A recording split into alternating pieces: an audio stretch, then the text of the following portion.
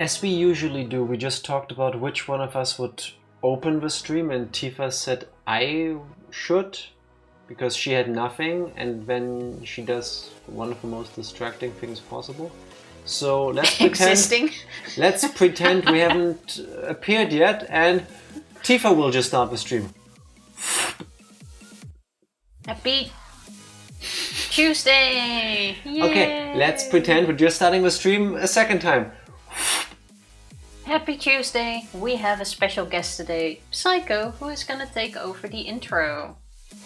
It is indeed not Wednesday, my dudes. I agree. That is true. It is Wednesday. It is also a Tuesday. It is the ugly child of Monday. Pick whatever you want. It's been a long week already. Yeah, that feels about right. The ugly child of Monday. You know, usually when people say the ugly and then they freeze mid-sentence while looking at me, I take offense. But I lost my thoughts. I knew what I was gonna say, but then my words went... I saw my words go poo in the distance. And you know, they go poo quite often, but... Your words do go poo a lot. I feel like lately it happens more. Because Tifa is the shit. Oh, come on, that was sweet. That is indeed sweet. I am so gonna get early dementia. You get? As in you will? Welcome in, everybody. It's been a hot week for both of us already so far. Tifa had such a great day that one of the veins in her eye popped earlier. Mine hasn't been quite like that, but still I'm happy to be here because this means fun times and video games. And not everything else.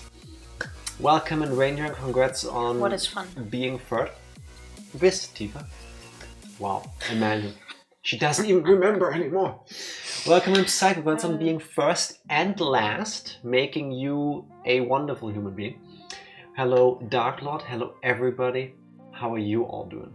Wait, Psycho isn't even here. How will he do the intro? See, we have Schrodinger's Psycho, which is the deluxe version. He is both first and last. Basically making Psycho God. He is the alpha and the omega somehow.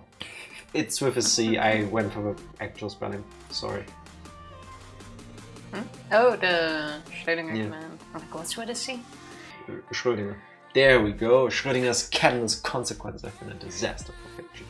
Yes. We should get early dementia bracelets together. That sounds like fun. We all sit here and make fun of it because honestly, what else can you do when somebody gets a dementia diagnosis? Because it's fucked up. Like, whenever I unironically think about dementia, it's one of the things that most depresses me in life. Like, basically anybody can get it, and then it's like, well, it's been a fun ride. Person you know is gonna be gone at some point soon, while still there. Yeah. My grandmother was diagnosed with dementia last year. And between last year and the past couple of months, it just went like she sped through it so fast. And it is not a nice thing to have. And then I wonder, like, I would probably get dementia. I feel like that's something... Sometimes I cannot tell if we don't already have it. Yeah, that's definitely. It feels like it sometimes when you like a character in The Sims. Like you go into a room and then you go, "Why did I come here again?" But I think everybody goes through that. Yeah. I think that's not. I'm not a scientist. I'm not a doctor. I don't think that's a dementia sign. It could be. I hope not, because otherwise I might have that. Please don't. That's what I tell her too. And I sure hope not. Many reasons. Yes, I'm making Tifa's story about me. That's one of the many reasons why I make her go exercise and eat healthy and do all of these things. Then she hates me, but hey, you don't know if you can fully prevent it, but you can take whatever steps you can do to make it less likely that you might get something like this. I'm not sure if dementia really has a link to how active you've been, because my grandmother has been relatively active. Regardless, it is not a nice thing. Like, we do make jokes with her sometimes that at least she didn't forget us yet. And she can laugh about it. Or if anything happens, we just blame her dementia on her good days. And she sometimes jokes about it as well. But it comes with so many bad moments as well. Yeah. And I mean, you don't do the jokes because it's funny, you do the jokes because you gotta fucking cope somehow. It's not like you can't do anything else. Yeah. But I really hope, like, I joke about dementia and It's not having funny. it, but I really hope I will not get it when I'm older. Yeah. Same with Kelly's grandma last year. I am so sorry. Genuinely, nobody should have to go through this, either through for themselves or seeing somebody else get one. It's messed up. It's a rough journey. Ranger and Eli looking real different today. What? I mean, Ranger we saw earlier on his stream. I don't think we got to see Eli. Are the Ranger and Eli in the room with us? Yes, Benjima. Just in case I'm missing something. Just before our stream started, I know Tifa and I were watching Ranger stream. He was playing Mario Tennis Aces. It was amazing. You should have all seen it. Actually, as a matter of fact, because we don't really get to rate him or anything like this because of time zones. If you would have fun when we're not around, but only when we're not around, you should check out Ranger whenever it's convenient for you. Just saying. But Benjima, I think, was very hungry and waiting to order Chinese takeaway. Oh, you missed the end of stream. I got it. So I don't know what you put in the food, but this is... I take the compliment that one of us looks like Ranger. I take the compliment one of us looks like Eli. Who could be who? That's a good question. You're But the I shorter need one, to, so I need to you're interrupt this because Psycho, that is one of the most adorable messages. Aww. I don't think I'll ever forget you. Love. Love. That is really sweet. That is very nice of you, thank you. At some point when you're 80 and laying in bed, you wake up and go like, cannibalism! And then you laugh so hard that you fart. I don't need to be old for that. I mean, yes, but apparently it gets easier as you get older. So, you know, it just complements the picture, if you ask me. Like, I remember those idiots. It just adds to it. You just had to add fart jokes into it. I'm sorry, but I feel like in life, fart jokes are like the sinus wave. As a kid, fart jokes are... it's not really jokes, it's just fart sounds, really. But as a kid, farts are really funny. And then there's probably a phase in your life where you think they're just childish and not funny at all. And then at some point it comes back and it's like, haha, fart, classic. I have farted before, it was fun. Or not, depending on your experiences. I've had both. The best thing about farts, or the funniest thing about farts, I always find those Guess My Fart videos. If they come by, Jack never wants to play. No, Tifa! Come on, those are so funny. If you don't know what Tifa is talking about while she's busy jiggling. But they always guess right. Yes, exactly. They are always so close. Hey, Benjima, do they always guess right or do they always gas right? Hey, see what I did there? Anyway, real quick, for those of you uninitiated who don't know, there is a trend on social media, usually like TikToks and shorts and stuff, where there's at least two people and one of them goes, guess the fart or guess my fart, and then the other person does like a and then you hear an actual fart noise and it's usually pretty spot on to the prediction. And that's... I've seen some that are very much off, but it's still Yes. funny. And Tifa has seen, I think, half of one of them, and ever since then has been bugging me to do the same, and I am not into that. I'm not saying in your relationship you cannot guess the fart successfully. I'm saying I don't want to be the one who participates in that. I just don't. No, you guys. Also, Yuki, welcome back. I Welcome am back. so glad you got your Yes. account back. How Awesome. have you been? Welcome back, we've missed you. Nice to see you recovered it. Guess the fart. No. Don't!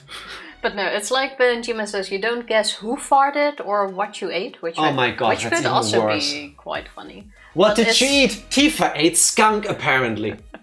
But if someone goes, guess your fart, you make a fart sound. And it should be as close as possible to the actual sound the person makes when they fart. Wait. I'm quite sure I can force fart.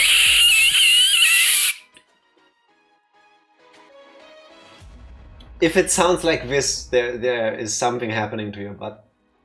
I mean, it could definitely be, but I feel like I've had that those one before. is I'm happy to share that with all of you. so specific to certain situations that usually you would not guess that. Yeah. It's unlikely that it's that. Fair. So Yugi's been good aside from 2 days ago where you got attacked by a dog. Oh shit. Oh god. I am glad to hear you're healing okay. On track to heal well. I am glad to hear you're healing well. I've only ever been bitten once by a dog, which was entirely my fault. I startled our dog while he was asleep, and then he did a dog thing and bit me. Thankfully, like, he didn't even break my skin. It was mostly shock. But that was already enough for me, so I don't want to even have to imagine actually getting attacked by a dog. How did that happen? I've seen some pretty bad dog attacks. Yeah, same. I think I even mentioned it on stream before that we once had to... Why do you keep leaning more and more forward? Actually, no, that's not a fun stream story. I've seen dog attacks, I've worked at animal shelters, can get pretty nasty. Well, I'm glad to hear you're doing okay now. I hope you didn't get injured too bad. Dog had got into the trash and I waited until he dropped it to try to get away from it and he just snapped. Ugh. Okay, that's not great. The scariest part is he looked like he just wanted to play. That can change pretty fast, especially if he starts to become territorial and believes you're trying to take something away from him. I mean, ultimately, even like whether it's a domesticated dog, you know, a usual dog, one that you know even, they're still animals, and sometimes they do things that, despite how well you might know the animal, you cannot predict. That's the scary part of having any type of animal. A cat would never. It would, but I'm a cat propaganderist. Funnily enough, I don't think the camera picks it up. Can you see that? I have a little spot here. No, it's too light. Wait, maybe in the light. There, I have a little round spot here, which I don't think gets picked up really. But I will refocus the camera for you. Look at this ground. But that circle is from... There, you can see it better. There's a hole in her hand. Is from a cat bite whose tooth went straight in there. That went full canine into the hand. Yeah, but it was my own mistake. That was also at the animal shelter. One of our wild cats got loose and went under a closet. And you went grabby. And I tried to grab it without gloves. Yeah, don't and its tooth went straight in there. Katze streichen. I don't blame the guy. Why does that not work? He was obviously scared. I think it's with a T. Doesn't matter, I'll do it anyway. Katze streicheln. Yes, indeed. So I should have seen that coming at least, but... Dog's canine went deep into my palm, so unfortunately I know, and I was like, and into the palm, the hands are so brittle, so fragile. Yeah, and the place where you really feel it too. He also got my face. Oh, that must have been really scary.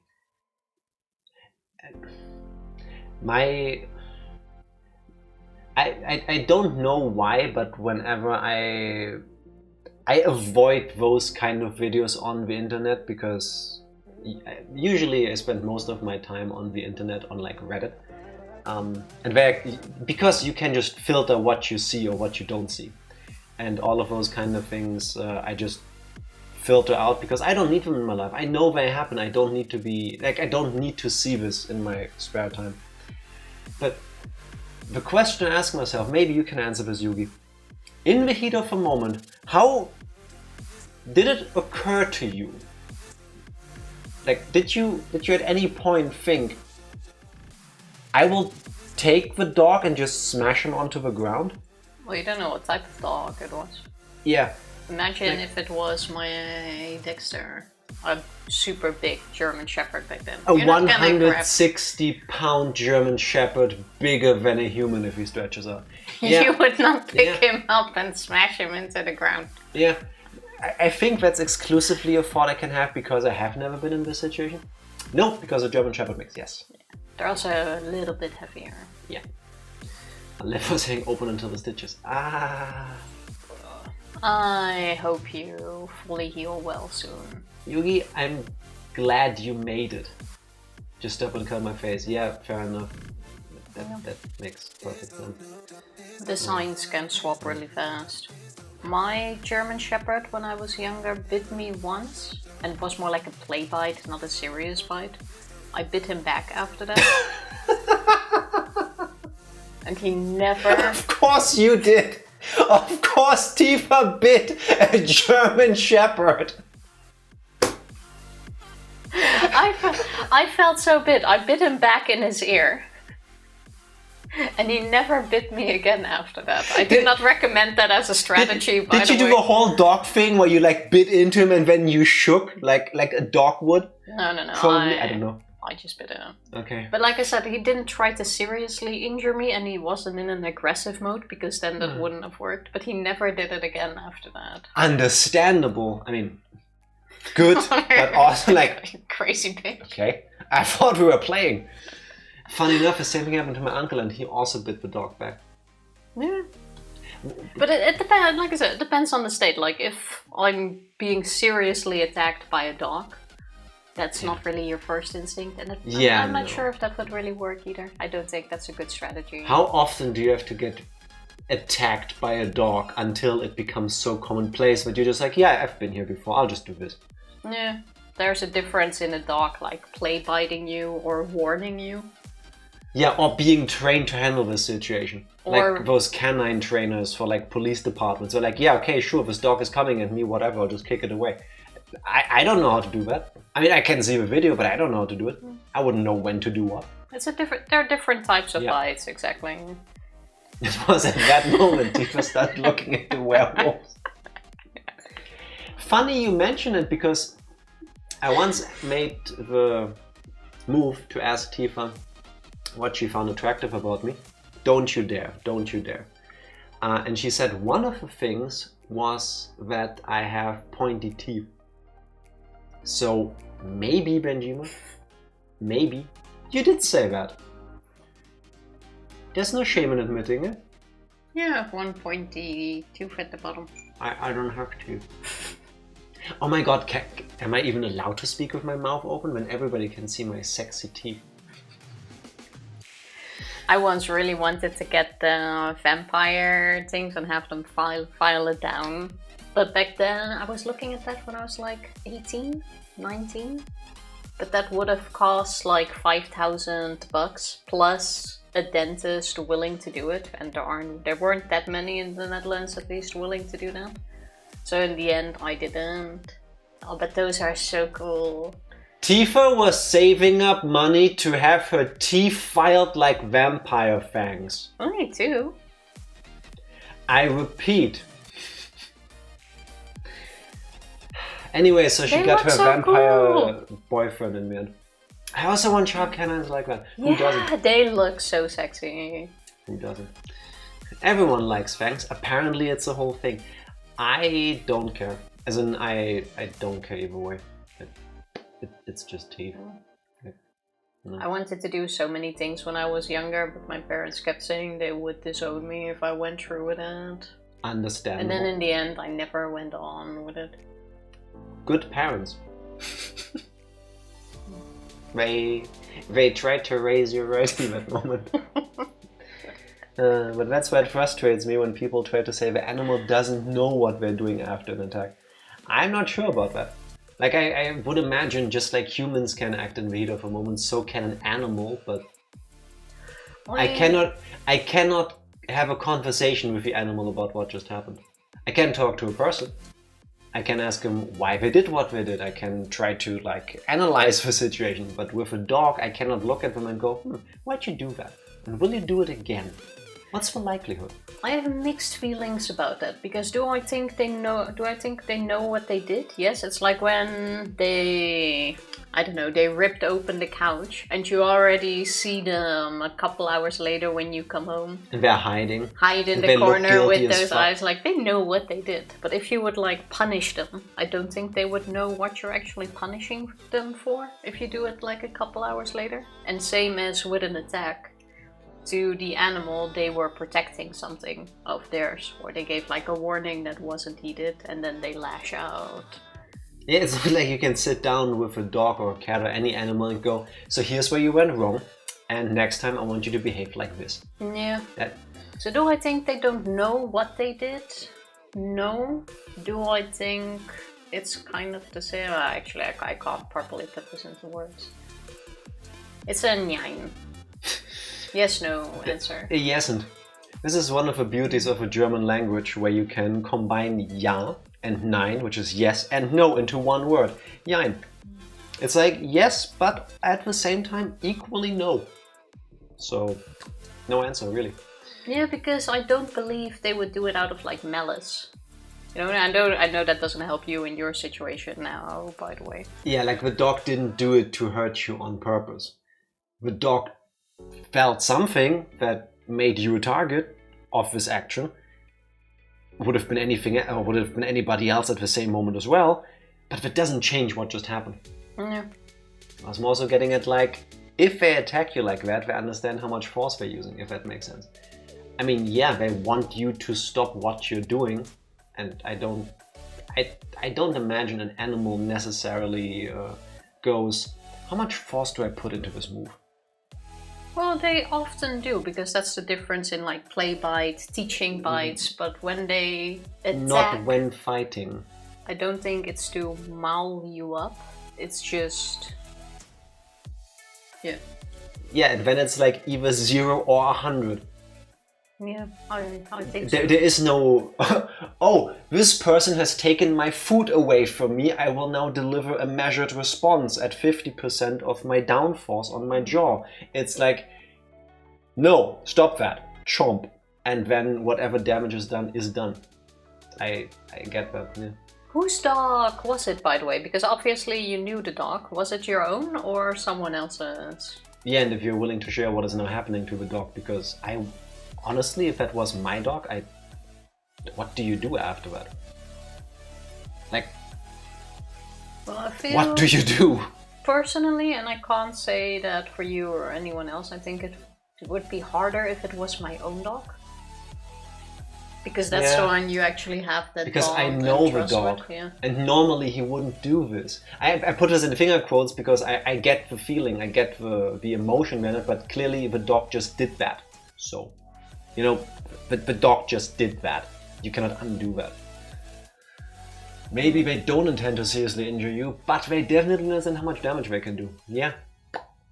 And they do it because they're animals. They don't have the same thought behind it. It's my grandmother's dog. I'm living with her for 3 weeks and I get along really well with the dog. Just talking about putting it down, but we found someone willing to take it. I'm glad to hear that. I'm sorry it happened. I'm sorry that the dog is being given away. I hope this is the best solution for everybody and that whoever takes the dog is able to give them the happiest life possible without anything like this getting the chance to happen again. Yeah. We're not really upset about giving it away now. Fair. Also understandable. Yeah. I get that. But still, I really hope you heal well. But especially with things like this, if you know how to handle that, that makes life a bit easier. Yeah, I don't know shit about animal rehabilitation. Like, I know it exists for humans, so I would imagine it can be done for animals, but I have no experience. Well, especially if it's like a first incident. Yeah, but I wouldn't even know where to start. Because again, you cannot talk to the animal. You cannot go, why did this happen? Are you going to do this again? Well, no, but if you have experience with it, it's easier to see the signs and stuff. Fair enough. Laying it down wouldn't be my first choice, but it's just beyond my skill set. Yeah, understandable. I think that's a good choice. I also understand why people go, well, the dog did it once, put them down, because you don't want it to happen again, and clearly the animal has done it once before, so there's a precedent, but so but the person seriously knows what they're doing when it comes to... Oh. Yes, bit of it. Also, wait, let me scroll back up a second for Ranger. So we have the wisdom, the one who rests, starts to rust. Exactly.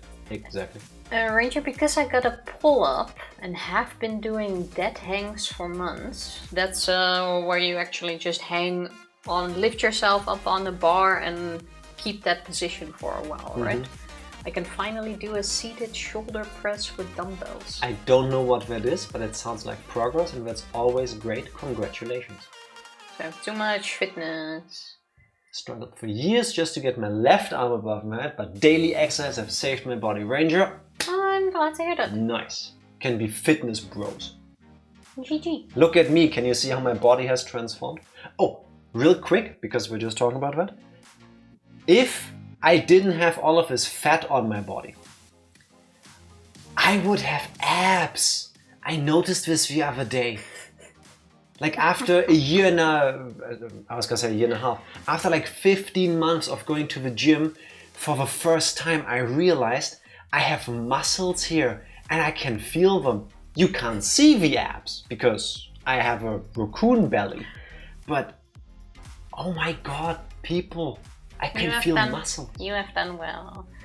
Help. As a person who doesn't like dogs, I'm definitely not on the dog side, but if the dog's life changed 3 weeks ago and then did something out of character, surely it can be rehabilitated. Yeah, I agree. I hope so. But at the same time, I also understand Psycho's questions. Who takes responsibility if it goes for a child next time?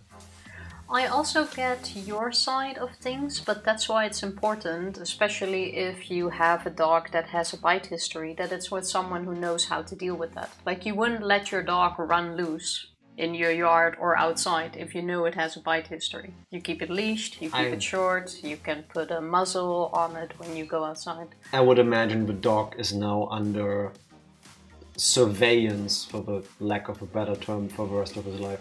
Because you can't really ever be sure this doesn't happen again. You can just make it less likely, I think, but never erase the chance. Well, no, but if you actually do notice there is a serious issue going on and it cannot be helped, then that is still an option. But if it's a single bite incident, then I don't think it is fair to put it down immediately. I leave it to the experts, you know. Like, somebody knows what we're doing. I hope that's where these places exist. So. Dead hang is literally just grab and relax, just don't let go. And yet shoulder mobility is so badly since my AC joint is fully separated. Ew. Grab and relax does not sound like it should be in the same sentence in this case. Yeah, I cannot hold on to it and relax. Like, I can relax anything else, but up until like here, my body will be like, I'm dying. After like a couple minutes. Yeah. Actually, minutes? Can I hang for that long? I have no clue. I like to think I can, but if I don't do anything else, a minute probably. If the gym's ever empty, I will try to see how long I can hang on the bar. What's she doing there? We don't know either, but she's a paying customer, so we just let her do it. Just hanging. It's like when you want to try the weird machine, but there's too many people. What's the weird machine? Like the back machine or the weird... The back machine that doesn't give me any back muscles, but gave me abs? No, but you didn't know about it before, is what I'm saying. Like, that's trying true. It out without knowing how it works is just awkward. That's why you go to one of the people working there and go, hey, can you help me? How do I use this machine effectively? I mean, then you do, yeah, I get it. I get it. You know, just saying. I am not stuffed.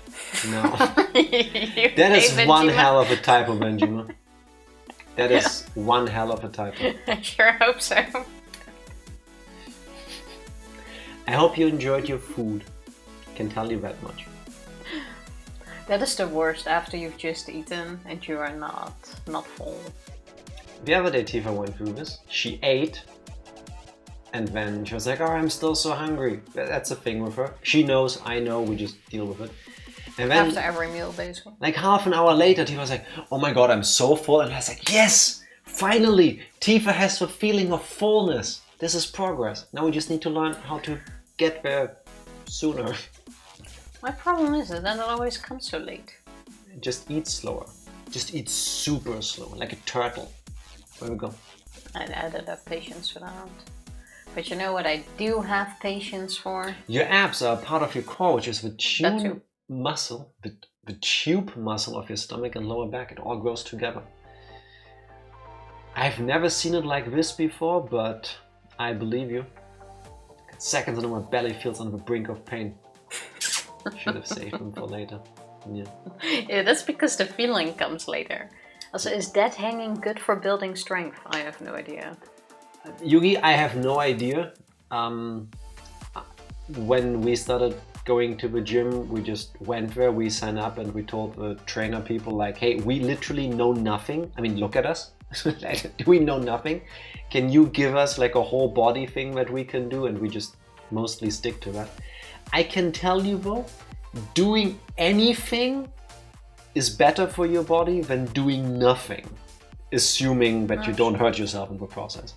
So even just hanging on to something cannot be worse than sitting on the couch, for example.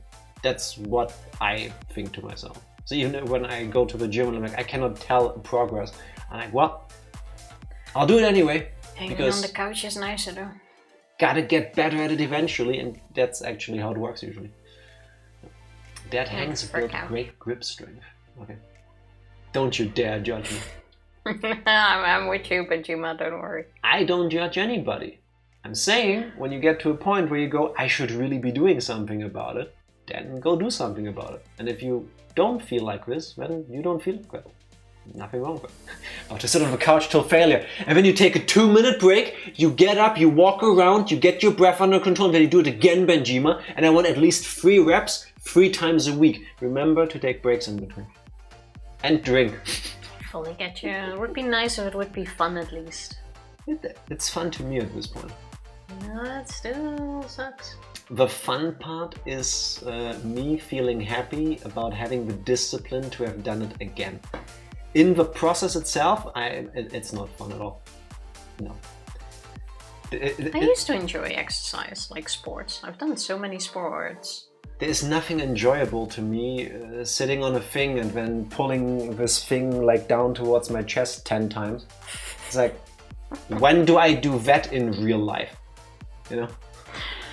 If only there was a fun way to exercise, it's called a knife fight.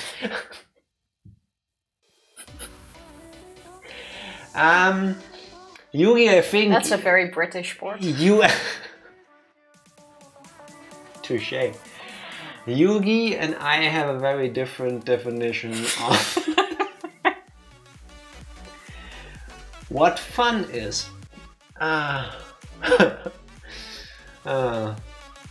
You know what I find fun, everybody? When we put Tifa on the spot and ask her, hey Tifa, what has happened the last time we played Higurashi when back right chapter 8 Matsuribayashi?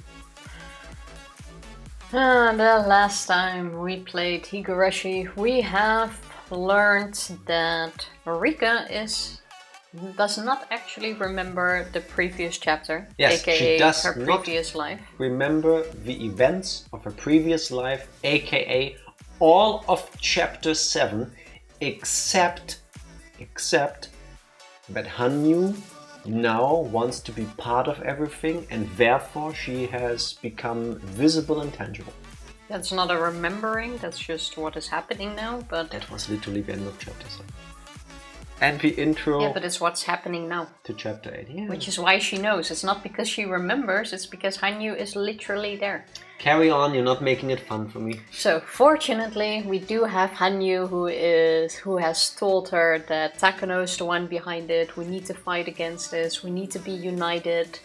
Rika has now kind of lost faith because we're fighting the government, we're fighting Takano, we have the Mountain Dogs, this huge organization, how are we possibly going to win? So now it is Hanyu's turn to try to empower her and convince her that we can fight this and that we have fought and done amazing things in chapter 7, like Teppei coming back, which was like the most horrible outcome for Sakato. But we can never beat him, it's impossible. No, Rika, we have beaten him. We did this and this and this and that and it worked. And Rika believes her at least. She doesn't quite have the same drive and fire that she would have if she remembered it by herself, but she does believe what Hanyu is telling her. So there's a silver lining to it. So she's now trying to find a plan to go about this. We don't know that Akasaka is back yet, so he's not in the picture at the moment. So Rika has decided to talk to Irie and Tomitake, believing that those are the most likely. Irie so far. Yeah, but she decided she would talk to them, Okay. believing that those are the two people who would be on her side in this whole organization. Starting with talking to Irie after we have arrived at school and asking questions if he believes Takano would actually kill her, because she doesn't understand the motive. And Irie is clearly fighting his own suspicions. Yeah, Irie doesn't believe that is even possible because there's no... He knows. He doesn't believe she would do it because there's no motive or reason for her to do it and it would endanger her research. But at the same time, he also quite- fesses up to the fact that Takano's fucked in that and she would totally do this if there was a reason to accept. There is no reason, so she wouldn't. She wouldn't. No, she'd never. It's impossible. But we have now outed our suspicion, basically. Yes. In the meantime, Akasaka and Ooishi are also talking about everything that has happened. Akasaka has informed them that Rika warned him about his wife, not his wife's death, I believe, but His at least wife's their death predictions. and every other prediction she made, and this time Akasaka was smarter about it because Akasaka delivered all the details and the rest of the group he's hanging out with confirmed them, making sure that they believe him, believing that Rika delivered an actual prediction for 5 years in a row. Meaning there should be some credibility to her being the next victim, because she accurately said what would happen to whom the 4 years prior. I'm not sure if that is the reasoning, but Akasaka has said his suspicions that he believes this year Rika is going to be the next victim. Ooishi and his team are taking that very seriously and they plan on talking to Rika after school. At least, so hopefully we are gonna skip to that moment in a bit where Akasaka fully enters the playfield. And then we'll see. That's basically where we left off. Except you skipped a major part. Which is? The first part of the stream was about the kids hanging out together with their new friend Hanyu, and how Hanyu is so full of energy and all that. And Keiichi and Rika start talking. And then we end up with Rika reminiscing about the secret lore of the Furude family. So I will deliver this as the gist, not the way it was presented to us. So very basically, the original Hanyu from 1,000 years ago is the origin of the Furude family. Hanyu's people took shape, whatever the fuck that means, came to Onigafuchi, liked the swamp, and then wanted to live here. They came and took the shape of humans. I feel like you need to say that. But they just couldn't get rid of their horns. Hanyu at least couldn't get rid of the horns. All of them couldn't get rid of their horns. Couldn't get All rid of the them horns. couldn't get rid of They their tried to horns. intermingle with the residents of Onigafuchi. Didn't really work. There were quarrels, but one of them fell deeply in love with one of the people living there, and together they had a child. That woman was Hanyu, and the man she fell in love with was the local priest. The son of the priest. No, the priest. Quite sure it was.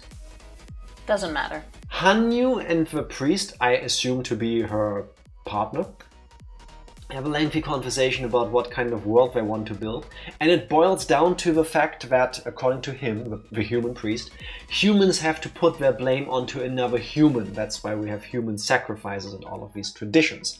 However, Hanyu goes, I will make a perfect world where no human is to be blamed. I will take that evil onto me, and I will be everything that is bad. Then something appears to happen, and then later on people bring a demon from the swamp to the priest, who apparently is the child of Hanyu and the previous priest, and her child is now talking about having to kill her and how he doesn't want to do this. The priest was against it. Her child... No, stop. The priest was against the demons until she got into a relationship with his son, and then he started talking about, oh, we should be together, and that's the person she also had a child with. I think it's the priest. The child then converses with demon-ish Hanyu about, oh no, they say I have to kill you. Yes, you have to kill me. You have to kill me in a very specific way. She explains Watanagashi to him, because that's the only way for this whole place to be free of sin. And then they do that. So Hanyu is something superhuman together with other entities. They move there all Shrek-like because they like the swamp. She decides to pull a Jesus, I will die for the sins. She creates the tradition of Watanagashi, and then fast forward, she is a yokai. There's something about the meaning of the number 8 and how if you put it on the side it's the infinity symbol, and how the number 8 has magic powers, and how the 8th generation of girls in the Furude family is the reincarnation of oyashiro-sama. And also, she took so much sin upon herself that it took 7 generations to cleanse that sin. And now at the 8th generation we are all rinsed and free or something. Genuinely, I don't really understand what they were talking about. But there is one last document, to my understanding of the text, that is hidden inside the altar in the Furude temple. If that is the scrolls that we were taught about, with this horrible, super tragic backstory, or if there's even more to it, I don't know. I want to say it's open to your reading. It was confusing. I still don't understand why Hanyu is doing this. I still don't understand why Hanyu is over 1,000 years old, the original Furude mother, and she is now looking like an 8-year-old. But none of that matters, because surely we will get answers. Exactly. Also, Jesus, I told you it's pronounced Chewy. Okay, I've been wondering about that, but I don't get it. What's a Chewy? Deep cut lore. Ranger has a grandfather whose name is Jesus. I hope I pronounced that correctly. But for some reason his nickname was Chewy. Opa Chewy. Yes. Grandpa Chewy. Yes. Gotcha. Direct all of your questions about how this came to be to Ranger, because I cannot explain him to you. It's not my grandfather. Took the shape of the first human, genocide Jill. If only, that would be great. And that priest's name, it's John Cena! Could have been. We only got told that his name was Priest. Would have made it less confusing. And then later Hanyu talked to Child, except that Child clearly wasn't a young kid, because we were talking about performing Watanagashi on Hanyu. Well, she only said that he must kill her, not how and all of that. No, she did explain that. In excruciating detail. By gutting her, removing the intestines, chopping them up, and then flowing them down the stream. I don't think she explained that to her kid. That was just a general ritual. She did. I don't think that was to the kid. But doesn't matter. I'm never wrong about You have been wrong a lot about the things in your recap. But that's fine. That's Not fine. even once. It's details that don't matter. Tifa, I learned how to find... And it don't matter. I learned how to find the script files for this game. If you don't watch out, I'm gonna change the text in them. Yeah, exactly, because you're wrong, so you need to change it. Don't make me actually gaslight everybody on the internet. You just admitted it. I'm petty enough to do that. Anyway, it's time for Higurashi. Do it! Please. Please. Maybe one day. Genocide Jill. If I had the ability to do that, I would. Okay, we left off at Rika leaving the office after the talk with Irie. Indeed. I left the nurse's office. I hope Irie will grow curious about Takano and try to figure out something about her. That's not what she said, but I'll let it slide. So, how was it, Rika? Did you find out about anything? Well, yes and no. What was the British way? Yes, but, no, but. And knife fights. It's hard to say, but there are a couple of interesting things. One is how the Irie Institute is trying to eradicate the syndrome within 3 years. Takano doesn't like the idea. Because she's cuckoo. She went to Tokyo to petition for the No. That's your third strike, Tifa. No. She didn't position shit. To petition! Yeah. Petition is a word! Yeah, but you didn't say that. I said petition. My favorite is audiobook time. Ranger, thank you for having an audiobook experience. And I'm sorry. I said petition. I wish you did. What did I say then? Position. Did I? Yeah. I think you just misheard. Mm-mm. She went to Tokyo to visit. There we go. Yeah, now it's because you put it in my hand. Okay, plasma juxtaposition. She went to Tokyo to petition for the continuation of her research, but they refused. That might cause her to become desperate. The second is this thing called Emergency Manual 34. Emergency Manual 34, also one of Ranger's grandpa's nicknames. Supposedly, if I die, that will be executed, and the whole village will be murdered by poisonous gas. Good thing we will try to avoid that happening. Speaking is difficult when you're making fun of Tifa. Gonna lurk while I rest. Yugi, take care of yourself. Take it easy. Position isn't a real word, and neither is petition. Agreed. And both of them spelled backwards as race car. All words are made up. Except this one. They say that when I die, the villagers will develop terminal symptoms, right? First, I thought that Takano wants me dead because she wants to see that happen. But since there is such an emergency manual, the village will be gone long before then. So that can't be her motive. Every time I ask Irie, all he says is that it isn't possible. According to him, Takano understands the importance of the situation better than anybody. Therefore, she doesn't have any reason to kill me. Oh look, what I said in the recap that you said wasn't true. No, this is correct the way you said it was wrong. What? I don't disagree with how Rika says it. Are you good with your shoulders now? Yeah, no. Yeah, no. Wanna do the fourth time? Yeah, but no, but. Yes, and. I know. I've only asked Irie so far.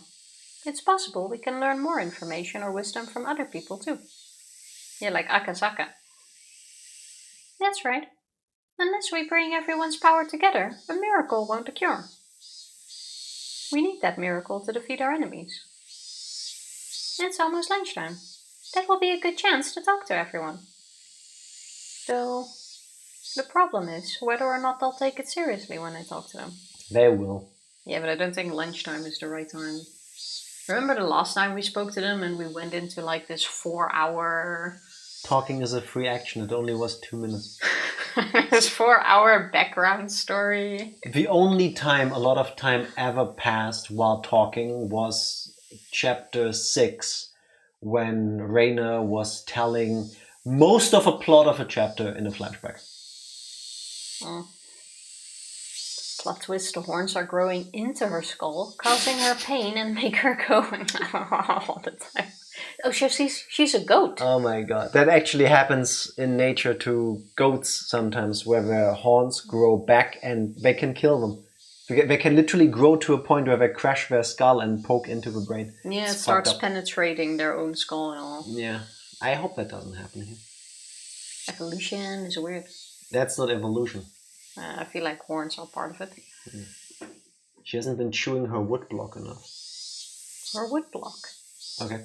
What's a wood block? I don't know. If your background story lasts longer than 4 hours, please seek medical attention. Or stop playing Higurashi, yes. I think our background story has been taking and looking at some kind of hour time, like 600 hours now. Longer. Feels like. Once I start talking about the Secret Society Tokyo, they'll obviously ask what manga I'm talking about. It's called Higurashi When They Cry. I need to figure out a good way to discuss it so I avoid misunderstandings. I think it will be better to be honest with them, without really thinking too much about it. How about you tell her how she told it in the previous chapter, because that went awesome. How about you tell them with me, because you're the one remembering most of this, I don't. Do you really think so? Yes. Let's just try. Tell them in the way I'll teach you, and I'm sure they'll take you seriously and help out. Oh, this was just a press A moment. Yes, Tifa, as per usual. I'm still not sure, but Hanyu seems very confident. She has spent her life observing various people. No. Absorbing. No, Tifa, she has not absorbed anybody. I have spent my life absorbing my descendants. Oh no, she's doing it again. A woodblock is the thing rodents chew on to keep their teeth short. I didn't know that's what it's called. That makes sense. She has spent her life observing various people.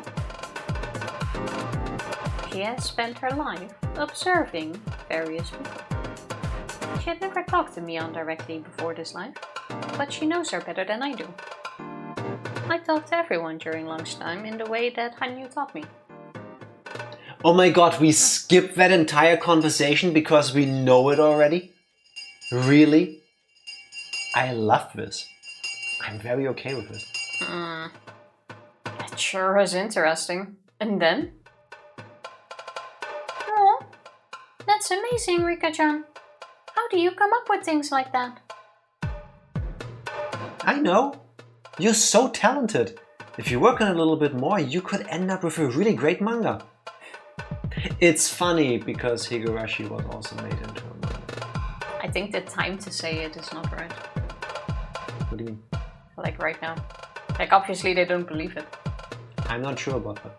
I have a feeling they're gonna go with, oh, so you guys don't believe it? And they go, of course we do. You're our friend. We would always believe you.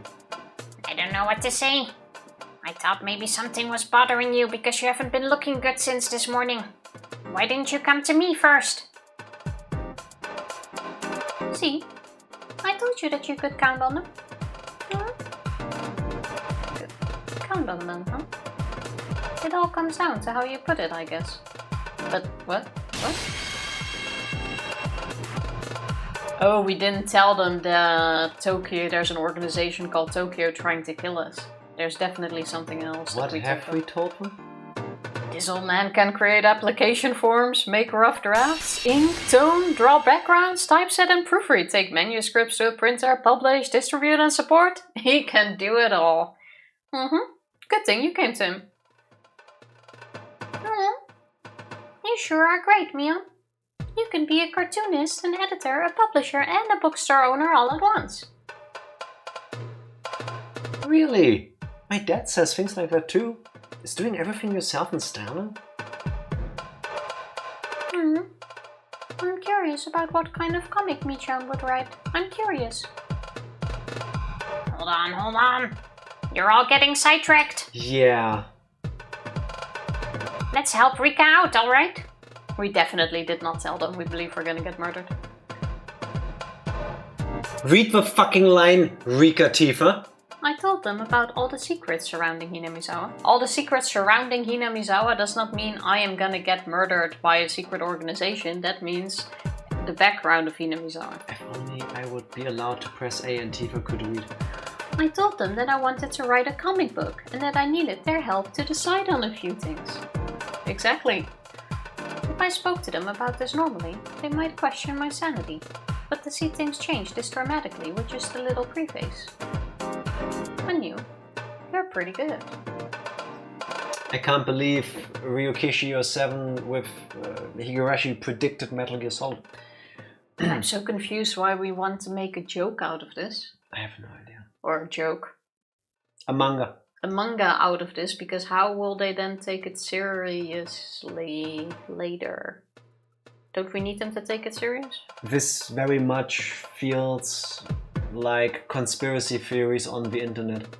Like somebody goes, oh my god, have you heard about this Q guy? And then other people go like, what? What are you talking about, you weirdo? And then there's one person dumb enough to go, oh, what is this about Q? Tell me more. And then 10 years later, well, look at the timeline we live in. This is just to get the foot in the door. Yeah, but doesn't it make it harder later? Because then whenever you mention it, it's just gonna be seen as... Oh shit, are we queuing right now? 2 more weeks, guys. I am confused, but let Ryukishi cook. So far, I haven't had a moment that took me out of the story. Yeah, I guess. Anyway, so if his queen carrier dies, the village will be destroyed because of some emergency measure. That's the focus, right? My goodness, if there really was someone like that, she had better be very careful. One mistake and poof, the whole village would disappear.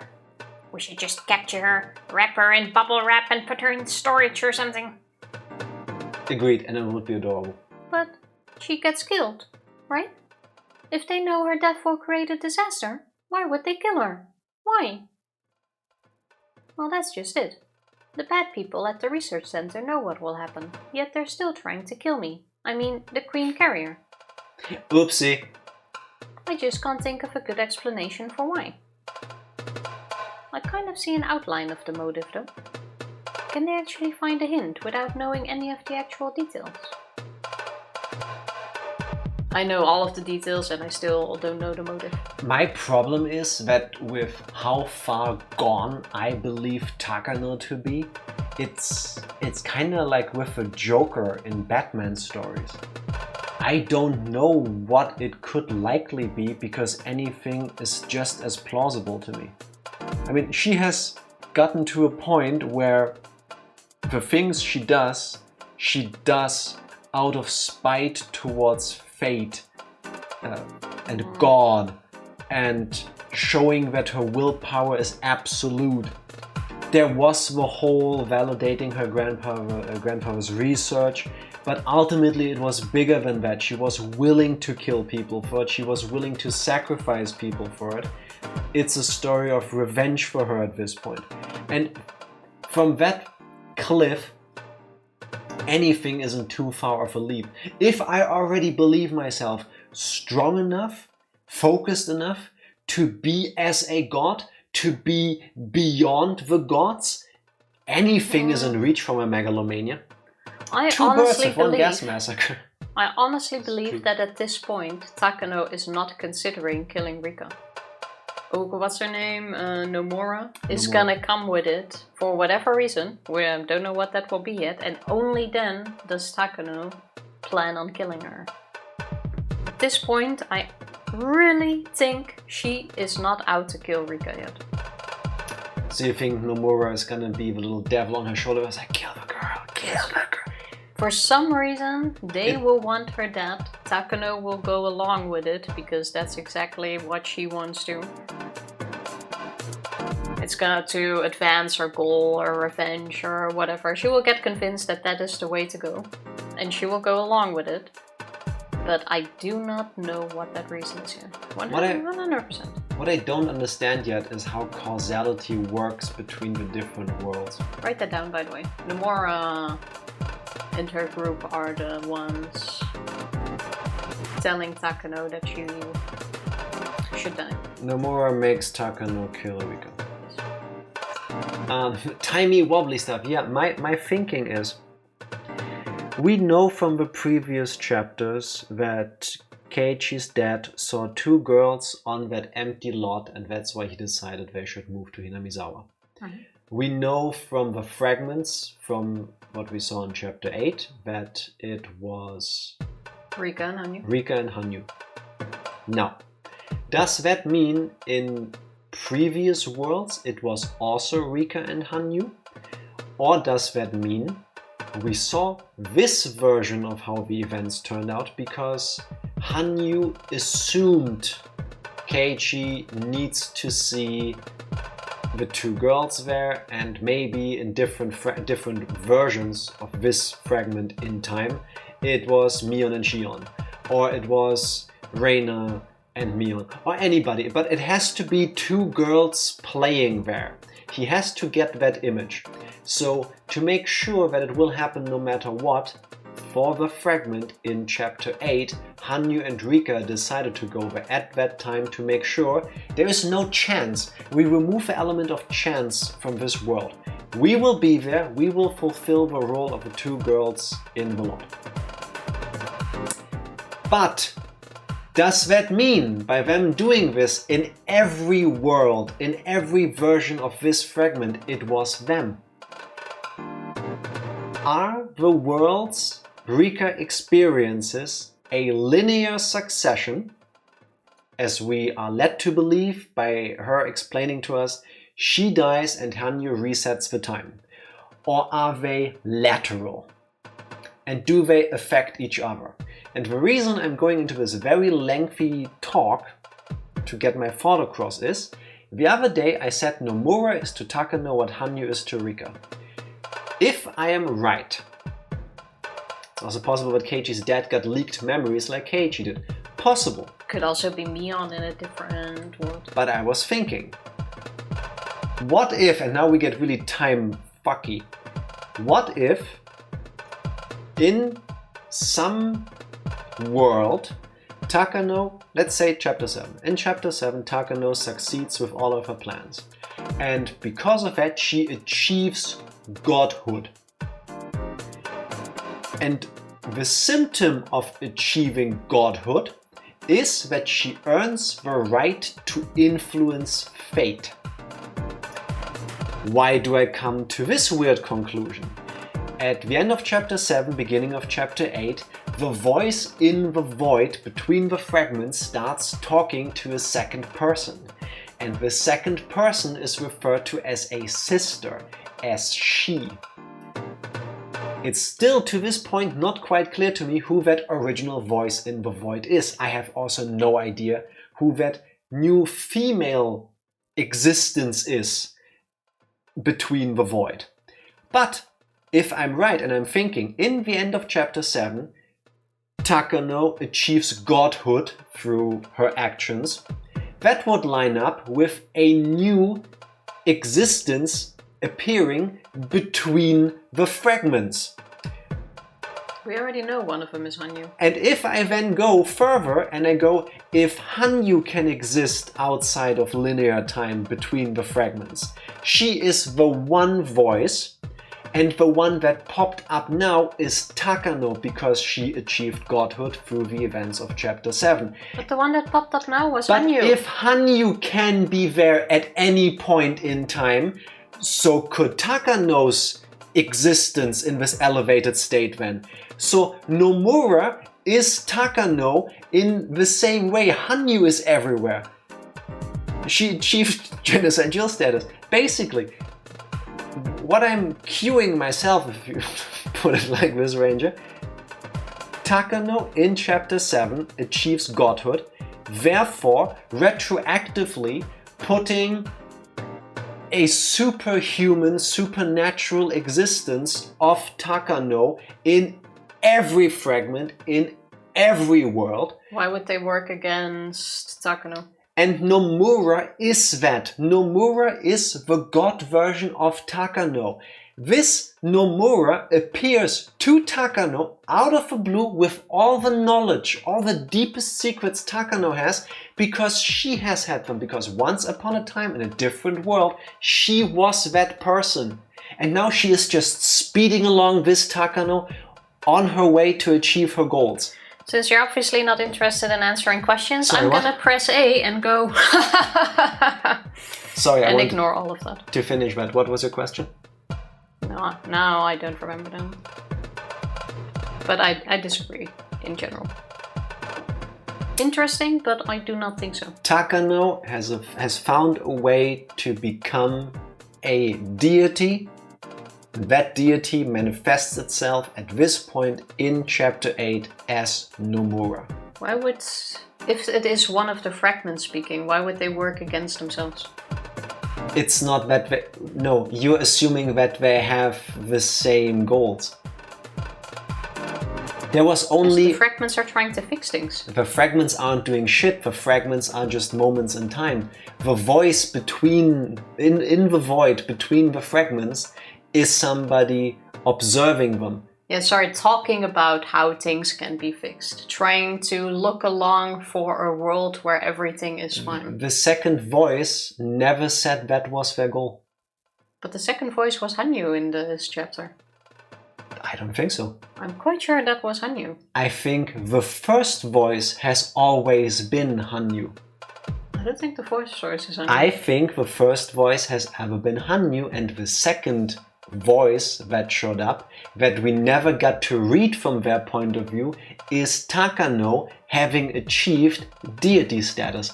I don't think Takano is anywhere in there. That wouldn't make sense with If how I'm the conversation right, has been going. If I'm right, that's gonna be so amazing when I dab on you, Tifa. I will take that then. Taka, no way, dude. Possible. And that's the kind of shit I think about while I'm exercising at the gym. If Jack is right. And we all know that's not going to be the case. Those two letters do a lot of heavy lifting. Anyway, Mion was laughing. That's so simple. Yes, it really was. Couldn't you follow me? The fact that the entire village gets destroyed if the Queen Carrier dies is a motive in and out of itself.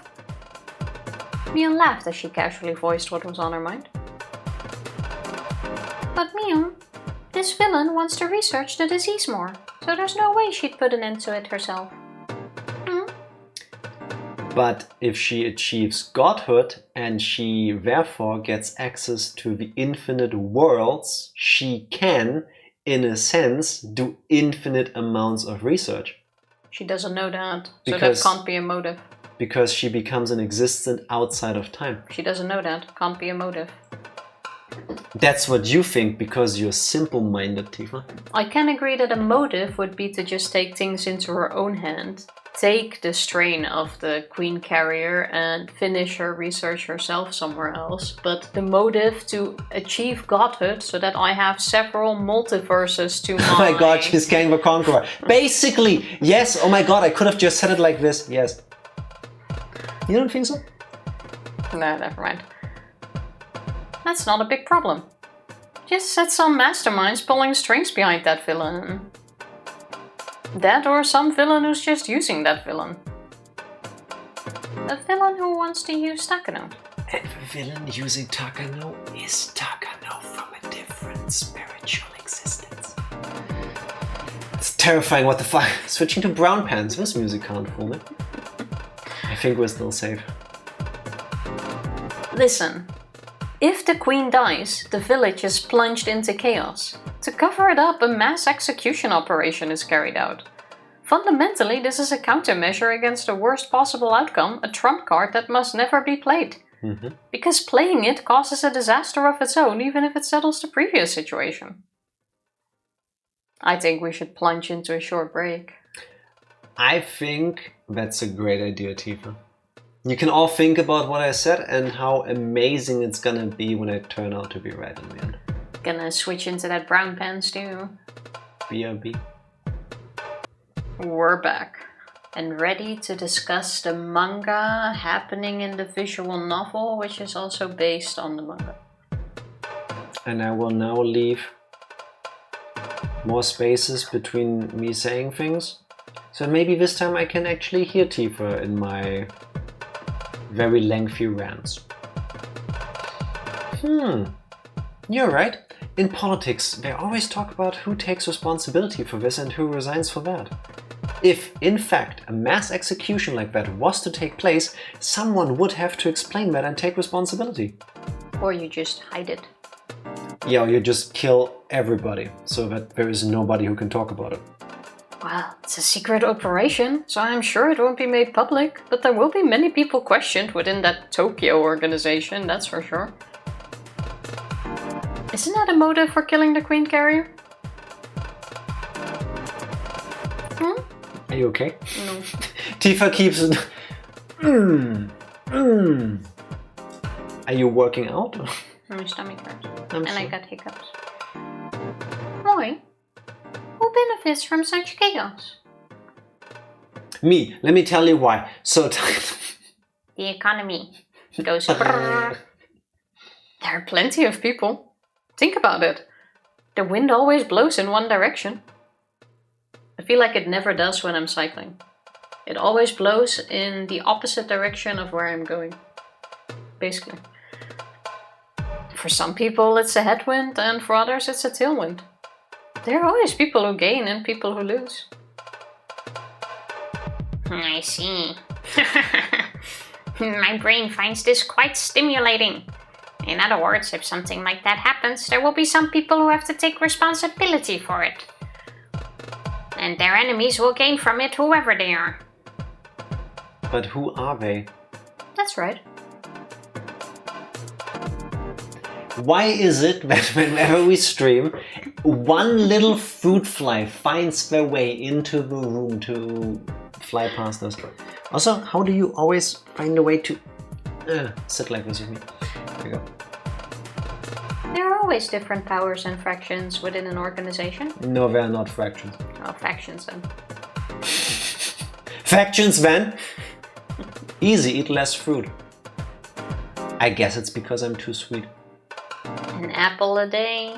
Keeps the Tifa away. It really does. Especially if it's a huge mastermind organization like this Tokyo. I'm sure many different people there have I'm sure many... No. I'm already correcting myself. I'm sure many different people there have hidden agendas. In other words, there are plenty of people who want to rule over others. And there are plenty of reasons to assassinate the Queen Carrier. Like? Are you saying that, Taka? I mean, even if the bad person doesn't have a reason, that there could be people who have reasons to kill the Queen Carrier in Tokyo? There you go, you've got it. Also, what about this backstory for the bad person at the secret research center? She wants to keep her research going, but it's already been decided it will end within 3 years, right?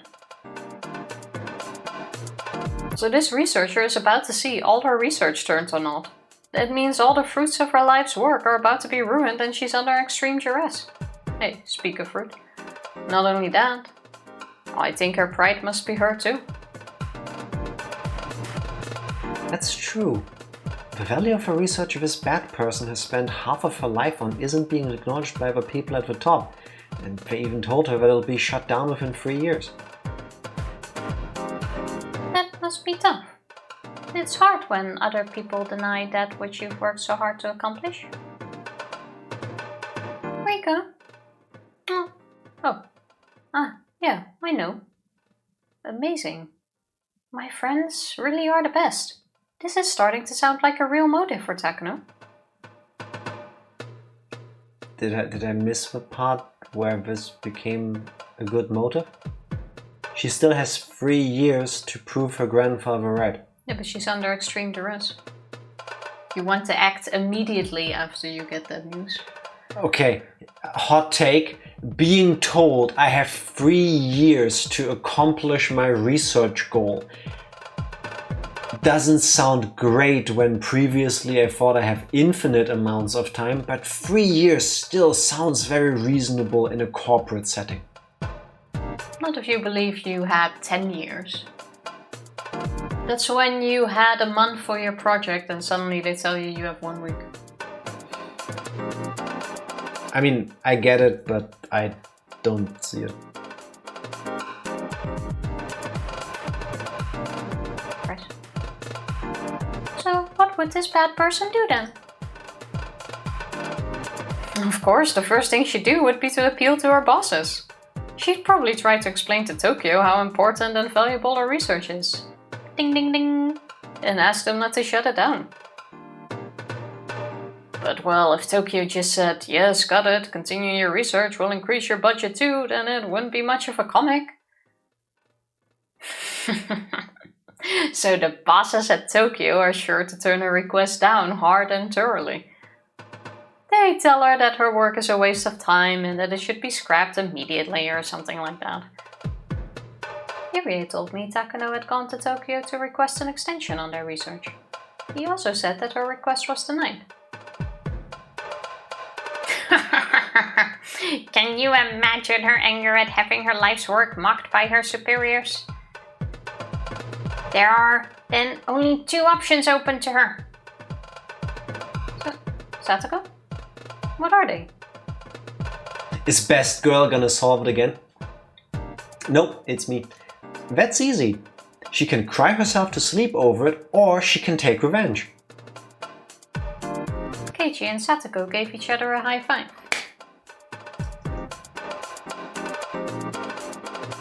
Well, lying down and taking it wouldn't be very interesting either. In that case, the villainous researcher, who loved her research more than anyone, starts growing desperate and believing she should at least end it herself rather than letting someone else end it for her. All because of her pride. Also a good point, actually. And that's where the hidden agenda from Tokyo comes in. No way! You mean that idea that someone will gain when the village is thrown into disaster and another forced to take responsibility? Exactly.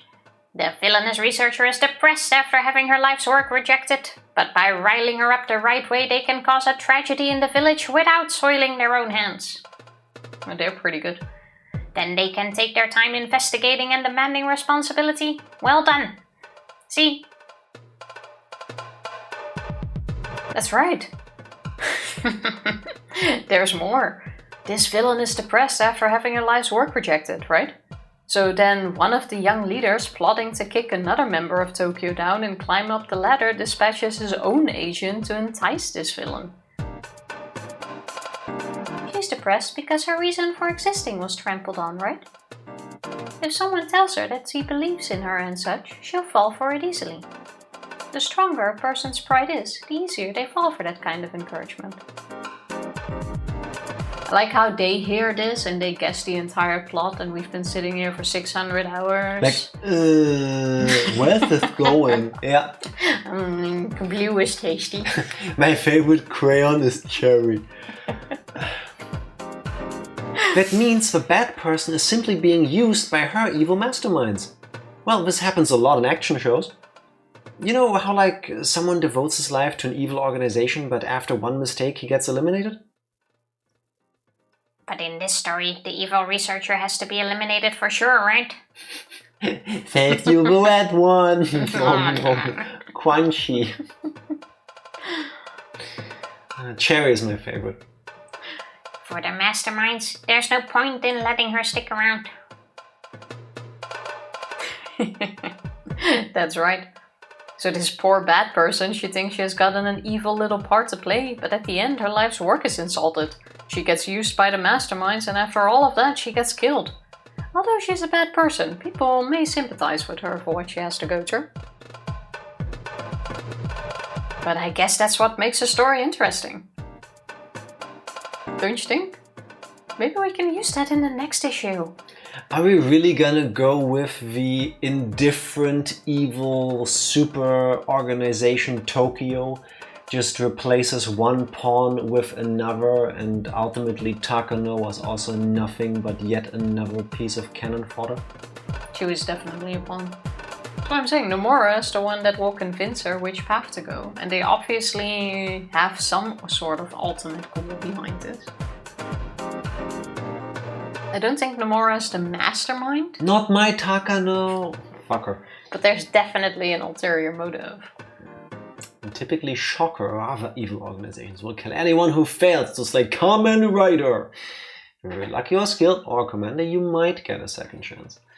I would never get a second chance. I will stick to my thought that Nomura is actually Takano from a different timeline, here to exact her revenge. I knew that I could only listen to them talk. They are truly amazing. They really are. It is very possible, especially if I think about Takano's character. Come to think of it, Irie kept repeating that isn't possible a whole lot. Which means that those words could be a reflection of how possible it might really be. That's literally what I said during the recap. I'm sure my friends can answer that question. I'm going to ask them, so let's ask them. Then why is she so depressed when she still has 3 years left? Nope. Very different sentence, very different meaning. Then why is she so desperate when she still has 3 years left? Yes, guys, explain it so that I can understand. That doesn't matter. It really doesn't make a difference if you're getting executed tomorrow or 3 days later, right? It's just a matter of the length of her probation. This bad person doesn't feel she has 3 years left. She feels that she has been sentenced to die in 3 years. That's just what the masterminds want. They're the ones controlling this bad person. I think it's the masterminds who want to destroy the village at this particular time, not the bad person. I am fully honest. Okay, so the true evil people here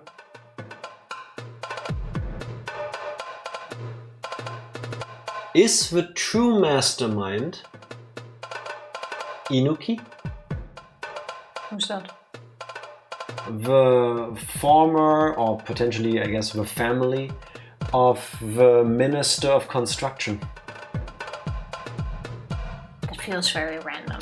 With Hinamizawa leveled, filled with concrete, it is gonna be much easier to pull a highway over it, like they plan to. In Oreo's version in the previous chapter, this included highway access for Hinamizawa, because, you know, reasons. But with Hinamizawa gone, they could still build the dam again. Now there's nobody stopping them, so they have all the advantages of building a dam here. And they did already have plans to build highways through here. And now there's nothing stopping them. Well, there is, because if they do it with the execution of Manual 34 or whatever, the area will be closed off for several years, because the idea is that they all get wiped out by poisonous gases which still exist 10 years later. Yeah, and that's how long you need to get the resources to build the superhighway through there. And then after 10 years, 15 years, you send an investigative troop and they go, oh well, actually it's safe now, so... That doesn't help you in your reign. Might as well start building. As a politician, you don't plan for something 10 years in advance. You need something that will help you during your election now. Followed by justified suspicion that the ministry caused the gas leak. Plus that. There's no political party that will not do anything that won't help them in the moment. And that's why I would never be one of those people, because I'm too dumb to do evil stuff. Yeah, true, you all have a point, yeah. It does make sense that way. This is a huge operation, you know? It has to succeed. The death of the Queen Carrier isn't their only key to success. Whoever's at the top has to decide to go ahead with the emergency measure. The responsibility issue after the operation aside, they have to take care of things like preparation, or rather... They have to figure out the perfect time to do the most damage. After calculating all that, I think they're going to get on with the operation now that the project has only 3 years left. So who would have a reason to destroy Hinamizawa for their own gain? I have no Hanyu. clue. Why would Hanyu want to destroy Hinamizawa? Are you now gonna say that Hanyu is the bad person after all of this? Hear me out. Not Hanyu specifically, but in that little backstory lore thing, we learned that Hanyu and her people came here. If Hanyu became a seemingly immortal yokai that can choose to be visible to humans, why can't there be others? I mean, that is true. I'm with you on that. But why maybe... couldn't there be another ogre oni yokai person from way back then that has a grudge against Hinamizawa and everything it stands for, influencing Tokyo? Maybe because you need to be horribly sacrificed for that to happen or something, I don't know. Do you have to be? What were they before they became humanoid? I don't know. The opposing faction within Tokyo? But why? What do they gain? That's the part I don't understand. Is it just a matter of, I don't like this faction of our company, Tokyo, so I will just fuck them up completely with stupid shit, just so they lose all credibility, because I hate them that much, and oh, they happen to be working on this thing in Hinamizawa, let's fuck it up for them. I mean, you say just, but people do worse for power. Yeah, So it's not really just, is it? That is a whole big lot of reason. I need to fuck up these people so that I can get in power. See, when Psycho puts it like the following, I understand it better. The main faction has to take the blame for the massacre, weakening their position. They did spell this out. That is true. I agree. I'm so naive that in all of this I still look for a deeper meaning other than I want to be the one with all the toys.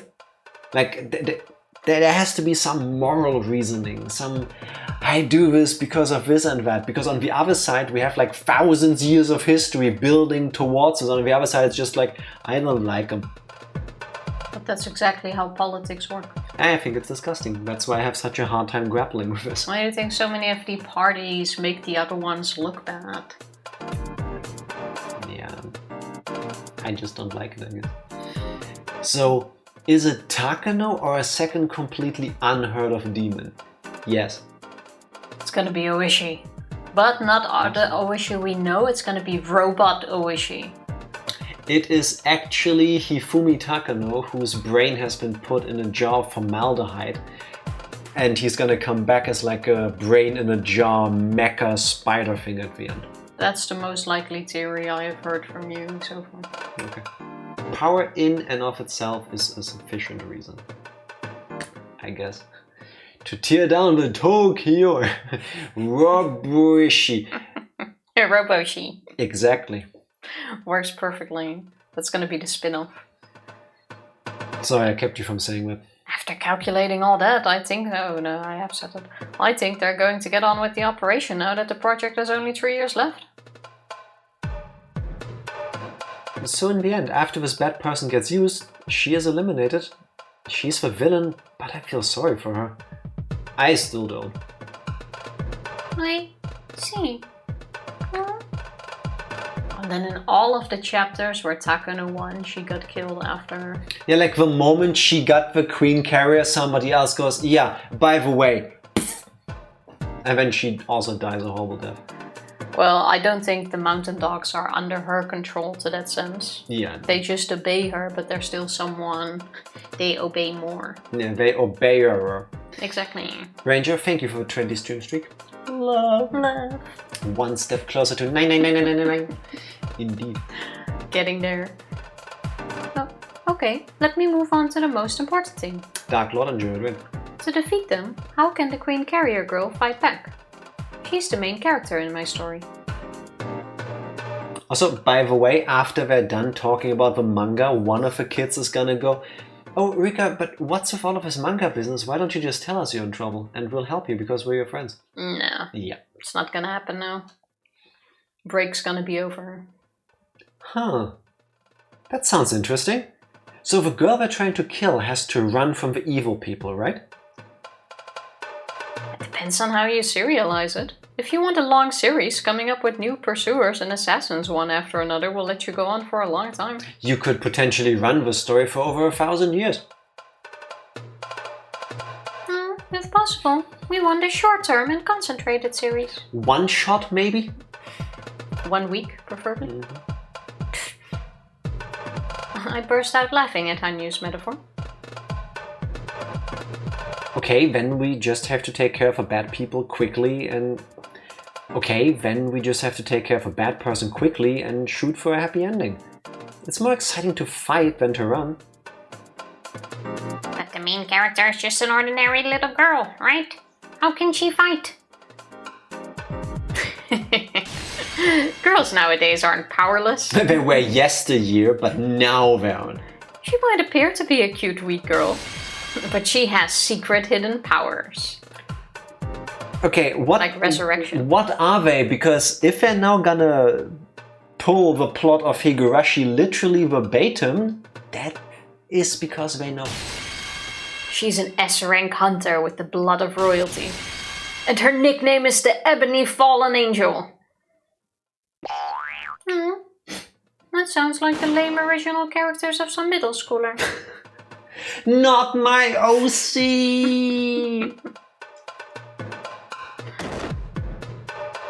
Hey, Mia? What's wrong? Do you have a stomachache or something? Fine. like this old man is just not talented enough. Do not steal! Mion, you can do it. Though, when you read that manga 10 years from now, it may be so bitter you write in agony. I would love to watch the story of Ebony Fallen Angel unfold. I don't know exactly what Mion is trying to say, but anyway, the main character is a weak little girl, and she doesn't have any special weapons. If anything, she's good at acting innocent. Also, she's mean, and she abuses me with spicy food. That sounds good. I'll try that starting tonight. Does that still work if she's in human form? Don't ask questions. I see, so she's just a regular girl, huh? But a story where a character like that beats such a conspiracy is going to be difficult. We know. Yeah, that's what we've been struggling with. No way, it's impossible. She couldn't win without at least gathering a variety of weapons and the skills to operate a radio and a helicopter. Either that or a professional survivalist who underwent special forces training with the Soviets. Like Akasaka? We don't know about the Soviets part, but... That, or someone capable of causing confusion in their ranks with just a truck and a few weapons once they're in the jungle. I also know someone like that. I think she's describing Rambo and... what was the other one? Predator? Oh, that I don't know. Or just Rambo? But we have Tomitake and Akasaka. I have a feeling that if Mion and Satoko were the main characters' friends, they'd solve the problem right there. Yes. Just go to Takano and go... snap her neck. Huh? This old man? Sure, if he was a character, it changed the whole story. My fighting techniques and leadership skills are unparalleled. Plus, if the story took place here in this village, my familiarity with the area is top-notch too. Besides, anyone who makes an enemy of Satoko is as good as dead. Ain't that right? I don't know what kind of secret unit this bad person has, but they are nothing compared to my traps. If the main character and I barricaded ourselves in the hills, no enemy could lay his fingers on her. And then suddenly you get PTSD flashbacks from watching all of them get executed point blank by Takano at the end of chapter 7 when they tried exactly this. Yeah, no, thank you. Yeah. If she holes up with Satoko in the hills behind us, then her assailants will need either a bombardment capable of crossing the whole thing, or a Hanoi-class heavy bomber at least. Stop hating, Jack. I say it from a place of pain.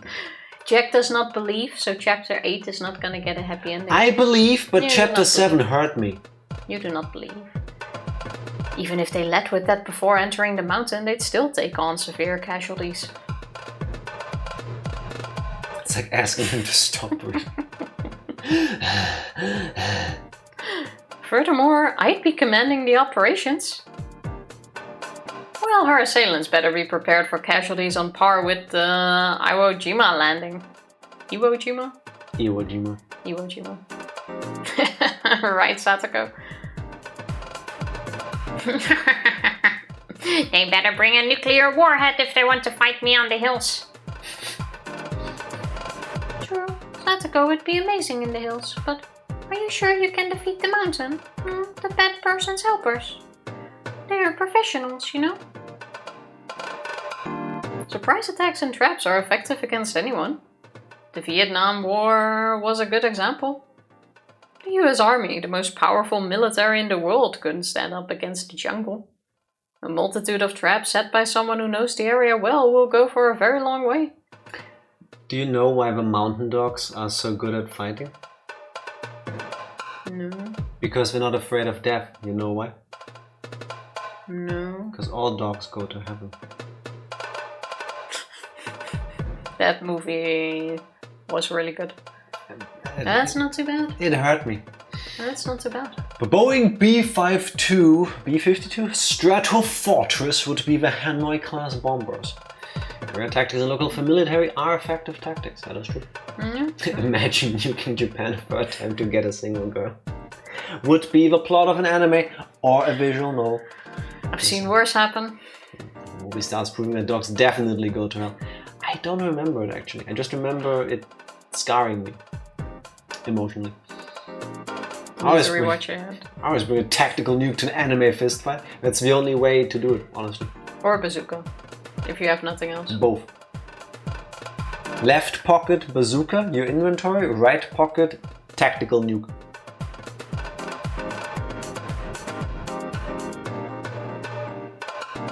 Are you saying Satoko's traps would work on them too? Of course. Not only that, they'd be very effective. The purpose of traps isn't just to ensnare their victims. They also make people extremely afraid.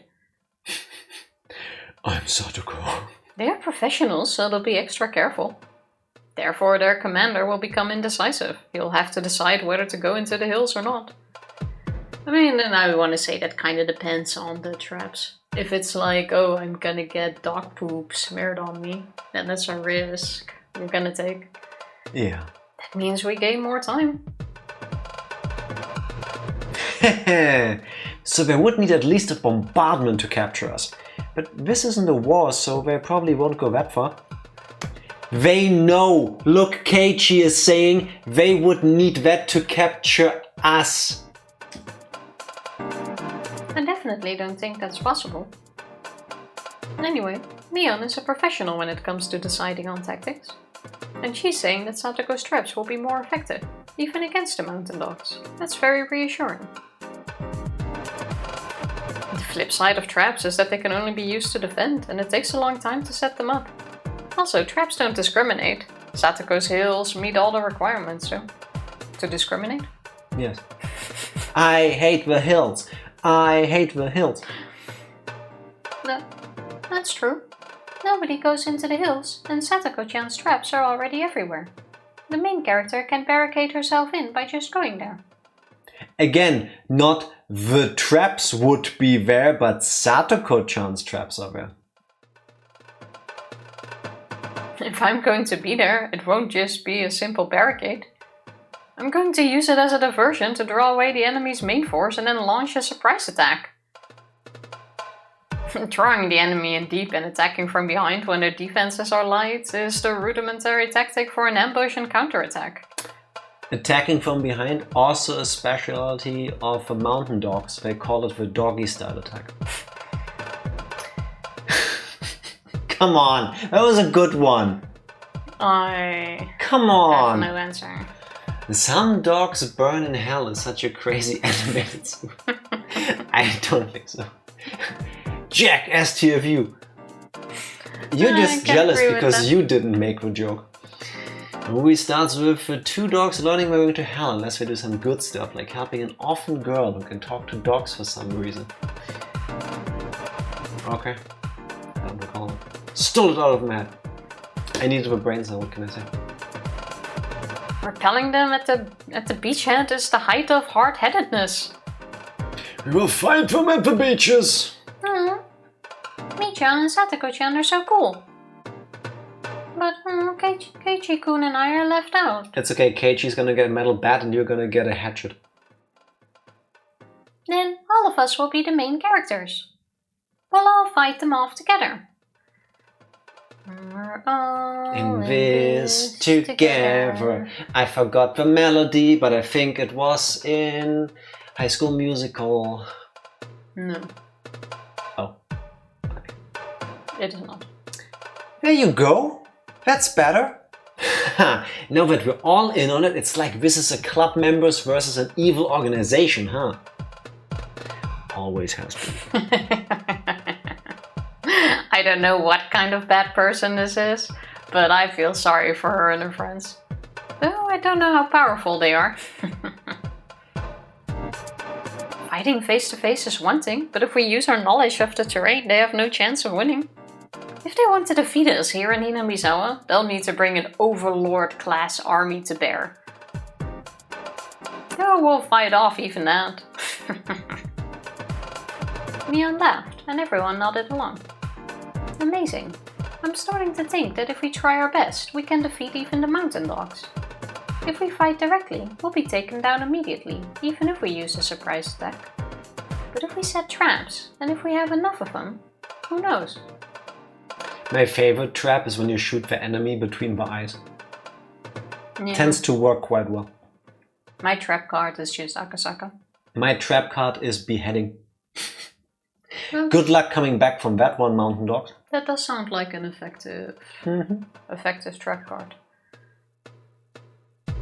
See, Rika, your friends are very reliable. You're right. I don't know why I never told them anything until now. You have, you just don't remember. Even if it's something you can't do alone, you can do it with your friends.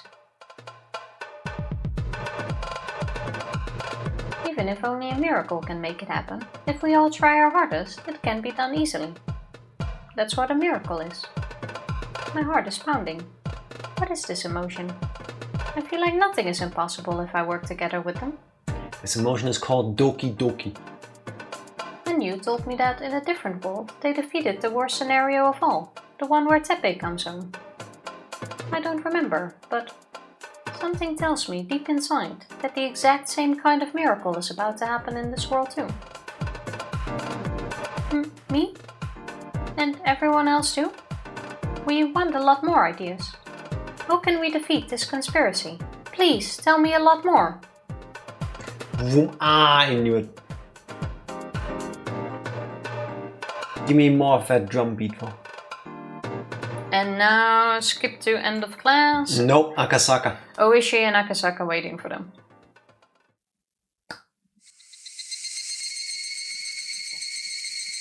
Okay. Maybe not yet. Maybe. I'd only asked for Tomitake. But Irie had come with him. Just two bros chilling while taking bird pictures. He must be bothered by what I told him this morning, but he can't come to a conclusion on his own, so he wants Tomitake to listen to me too. After saying that he wouldn't interrupt us, Irie sat down a little distance away.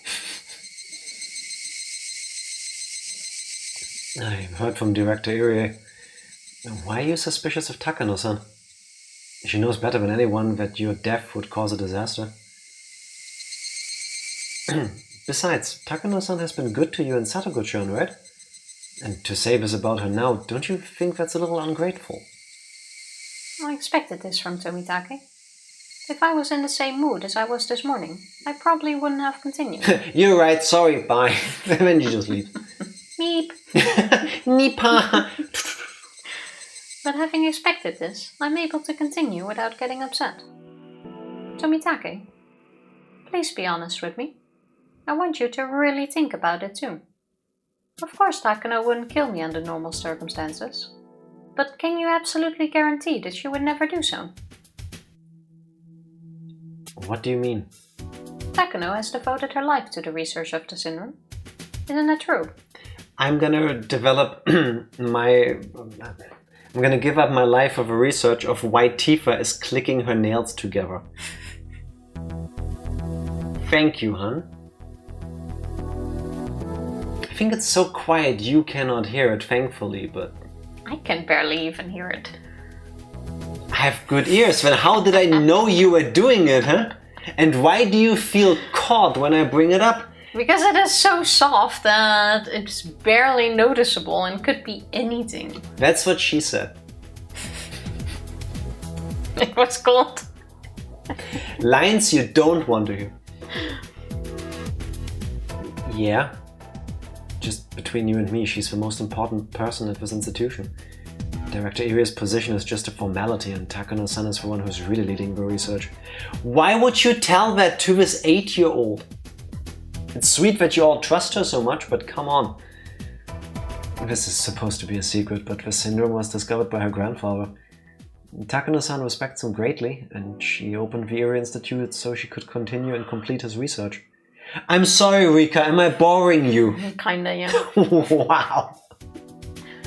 So, how does she feel now about being told that the project will be shutting down within 3 years? Takano even went to Tokyo and requested an extension, but it was denied, right? Couldn't you say then that the meaning of her life itself is being denied? Don't you think she's hurt?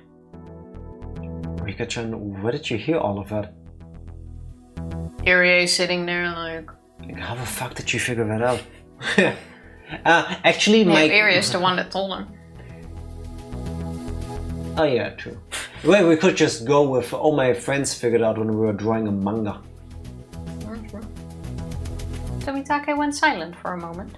He must have realized that I'm not just saying random things. It is true that Takano-san went to see the board of directors and that she was evaluated extremely poorly. According to what I've heard, they really ridiculed her work. No, that's just rubbing salt in the wound now. Yeah, I mean, it Could have was just- quite shit. So. Yeah, but he could have just said it was denied. Not like, oh, she was evaluated poorly and they made so much fun of her. She is shit, her work is shit, everything she believes is shit, but she kinda hot, so I still date her. Well, basically. She was told that the research project was a waste of money. She'd been acting normally, but I think she was really hurt by it, yeah. See? So how can you be so sure that she won't become desperate, thinking that her research is going to be shut down anyway? No, not Takano-san. That's impossible. That's what you guys keep saying. It's the same thing that Irie said. He kept saying it was impossible, yet he couldn't deny it completely. He repeated the same phrase over and over to refute that possibility.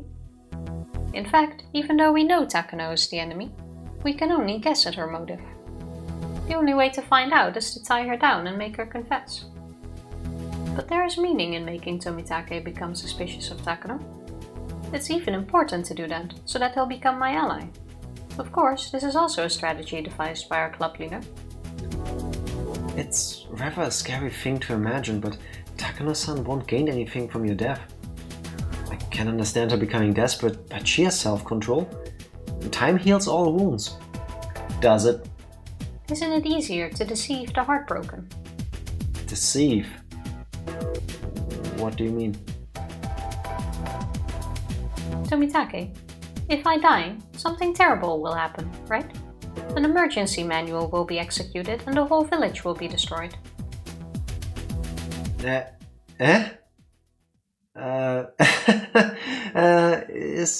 that right? I had no idea. He isn't good at covering his lies. It shows that he's bad at hiding things, since he is innately honest. Which makes him a nice person. Innately, I think, must be a British term, because I only know innately. Oh, innately. Also good. Innately is the British version. Innate, a man of character. Yes, if you are uncomfortable with lying, I think that's a good character trait to have. In his position, that seems like one of the bad ones, but sure. Yeah, but imagine if everybody was really shit at lying. Then shit like that wouldn't happen. Did Ranger Cell defrost the hands? In Oh, tennis. in tennis. He hit the eye. Yes, in the end he won. Despite all of my efforts to make him fail. Welcome in Skinner. How you doing? How was the gym? What he said. Irie told me already. I don't want to waste time, so let's be open about this, okay? The emergency manual is a last resort, so if it's actually executed, it will be a disaster, right? VOD watchers are really confused right now. Yeah, why aren't you watching everybody who we know and enjoy watching at the same time? Is this not your 24-hour schedule to consume things? It all fits in a day. I have a strength of 100 men. Sounds like a Mulan song. Okay. Who just got killed by a gorilla. Okay. Sounds like you had an effective gym session. That also answers that question that some people on the internet ask. Who would win, 100 guys or gorilla? The gorilla. Most likely the gorilla. Because out of 100 men, most of them would argue about what needs to be done. Meanwhile, the gorilla beats the shit out of you. Just saying. But the fact that Irie had already told me about the emergency manual, combined with me being the Queen Carrier, prompted him to confirm it, albeit hesitantly. Yeah, it will be a disaster. It's not easy to erase an entire village. We'll have to cross several dangerous bridges, and it's not humane, even if it becomes necessary. It truly will be a disaster. I'll be straight with you. Someone will benefit from that situation. No way. There won't be any gains. It'll develop into a hunt for blame, and in the worst case, the problem might expand past Tokyo and into the government. But the government is in Tokyo too. At least partially. For some people. Yeah, but we can't say it like that. In which case, there's someone who will benefit from that commotion, isn't there? If the emergency manual is executed, there will be someone forced to sign off on it. And afterwards, they'll start an investigation into the people who allowed the situation to get to that point. To be specific, those in charge of organizing the Irie Institute.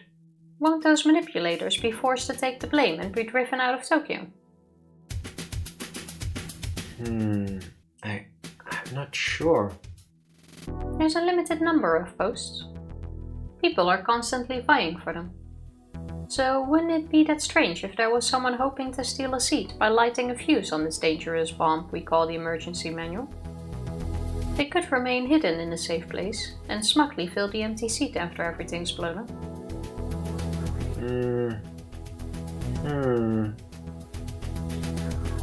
All this is what Mion suggested. She didn't know a thing about Tokyo, yet she struck its core so hard even Tomitake was shaken. To be fair, Mion should have experience of this from the Sonozaki family's doings. You know, the whole Yakuza people trying to struggle for power. She's the greatest commander and strategist our club could ever have. He folded his arms. He's starting to lose his cool. I can't press the button like this. I think he realizes that what I'm saying isn't mere nonsense. It's true that a big shot in Tokyo just passed away. He left a power vacuum and there is a political struggle going on over it. Even the Irie Institute's client, the Alphabet Project, had its board of directors purged and reformed. So there's been talk of immediately shutting down the research in order to make an example of the Irie Institute since it was supported by the old faction. So this has to do with the Koizumi people? So if I die, and the emergency manual is executed, the Irie Institute and the board of directors behind it, as well as the faction that supports them, will be held responsible. Normally, the Hinamizawa syndrome and other dangerous bombs associated with it are safe because only Tokyo knows about them. But when there's an enemy within Tokyo itself, Hinamizawa becomes a bomb that's all too easy to detonate. Is that something you made up, Rika-chan? Is it a fabrication? Or is it the truth? I don't know. But if I think about what's going on in Tokyo, I guess it is possible for some people to think things like that. Tomitake, you're a good person. You're a very good person who believes in his close friend. So I know if I say these things to that Tomitake, you'll never accept them. But I have to bring this up with First Lieutenant Tomitake, auditor for the Irie Institute. I also know your titles and your command line and everything. I mean, that makes sense. I'm not talking to you in this specific role. Yeah. I'm talking to you in this role. So you have to take a different attitude towards it. You aren't saying... Are you saying that it's Takano-san? Yes. Her request was denied, as was her own life. Not only that, she was denounced by the board of directors, so she's very hurt. You should know that, since you're always with her, Tomitake. If an 8-year-old knows about my secret military rank, I'm gonna answer questions. Yeah, same. Same. Is there any chance that someone seeking to use that heartbroken Takano approached her and instigated her into action? People who are hurt often open their hearts to whoever claims to understand them. Someone like that might have approached Takano to start something that will lead to chaos in Tokyo. Tomitake insisted that Takano would never do that. He repeated it a few more times, but then fell silent again. No, it couldn't be. It's impossible. He's an adult. He must have experienced some heartbreaking events himself. That's why he can understand that Takano is very hurt, and that it's possible that someone is using her. But I understand what you want to say. I should clear some issues first before I can trust... I should clear some issues first before I can truly trust Takano-san, huh? Tomitake, don't put your dick in crazy. Yes. All of Higurashi could be avoided if Tomitake kept his pants on. I mean, I don't think that would have mattered in this case. I think it does. If he had the same relationship as Irie and Takano, I think it still would have happened. He would have just died without a choice. I don't think so. I don't know about that. No, I think so. Get in touch with both Okanogi-kun from the Mountain Dogs and No. Don't do that. What? I'll get in touch with both Okanogi-kun from the Mountain Dogs and the Tokyo office to see if there have been some suspicious reports regarding Takano-san lately. Don't go to Okanogi. The Mountain Dogs' speciality is counterintelligence after all. No. The mountain dogs are on Takano's side. I love, by the way, how Tifa and I have very different reading styles. It's both with chat messages but also with lines where as I see the letters, the moment they form the shape of a word, I start reading. Tifa is processing first.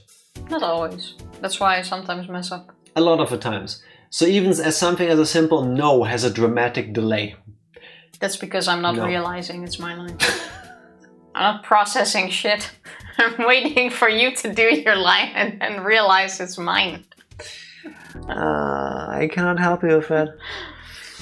It's literally asking way too much of an anime guy, Jack. Yeah, fair, I guess. The drama needs to happen. Sorry, I interrupted you. No, I did my line. That was me being subtle about me wanting you to do it again. The mountain dogs are on Takano's side. Oh, what?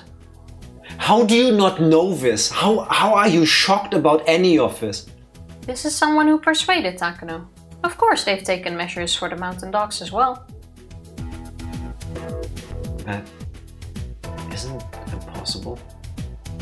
The mountain dogs are a special counterintelligence. That isn't impossible. So you couldn't get to Takano, but you can definitely get to the mountain dogs? Really? Is that what you're saying, dude? Yeah, but they are there not for just Takano, but for the organization. So they could easily get to them and... Loyal not to a country, but only to the mission. That isn't impossible. The mountain dogs are a special counterintelligence unit. Even if there was a collaborator in the Erie Institute, it would be very difficult to do so as long as they were attending to their duties. My counterintelligence waking up. Say hi to them.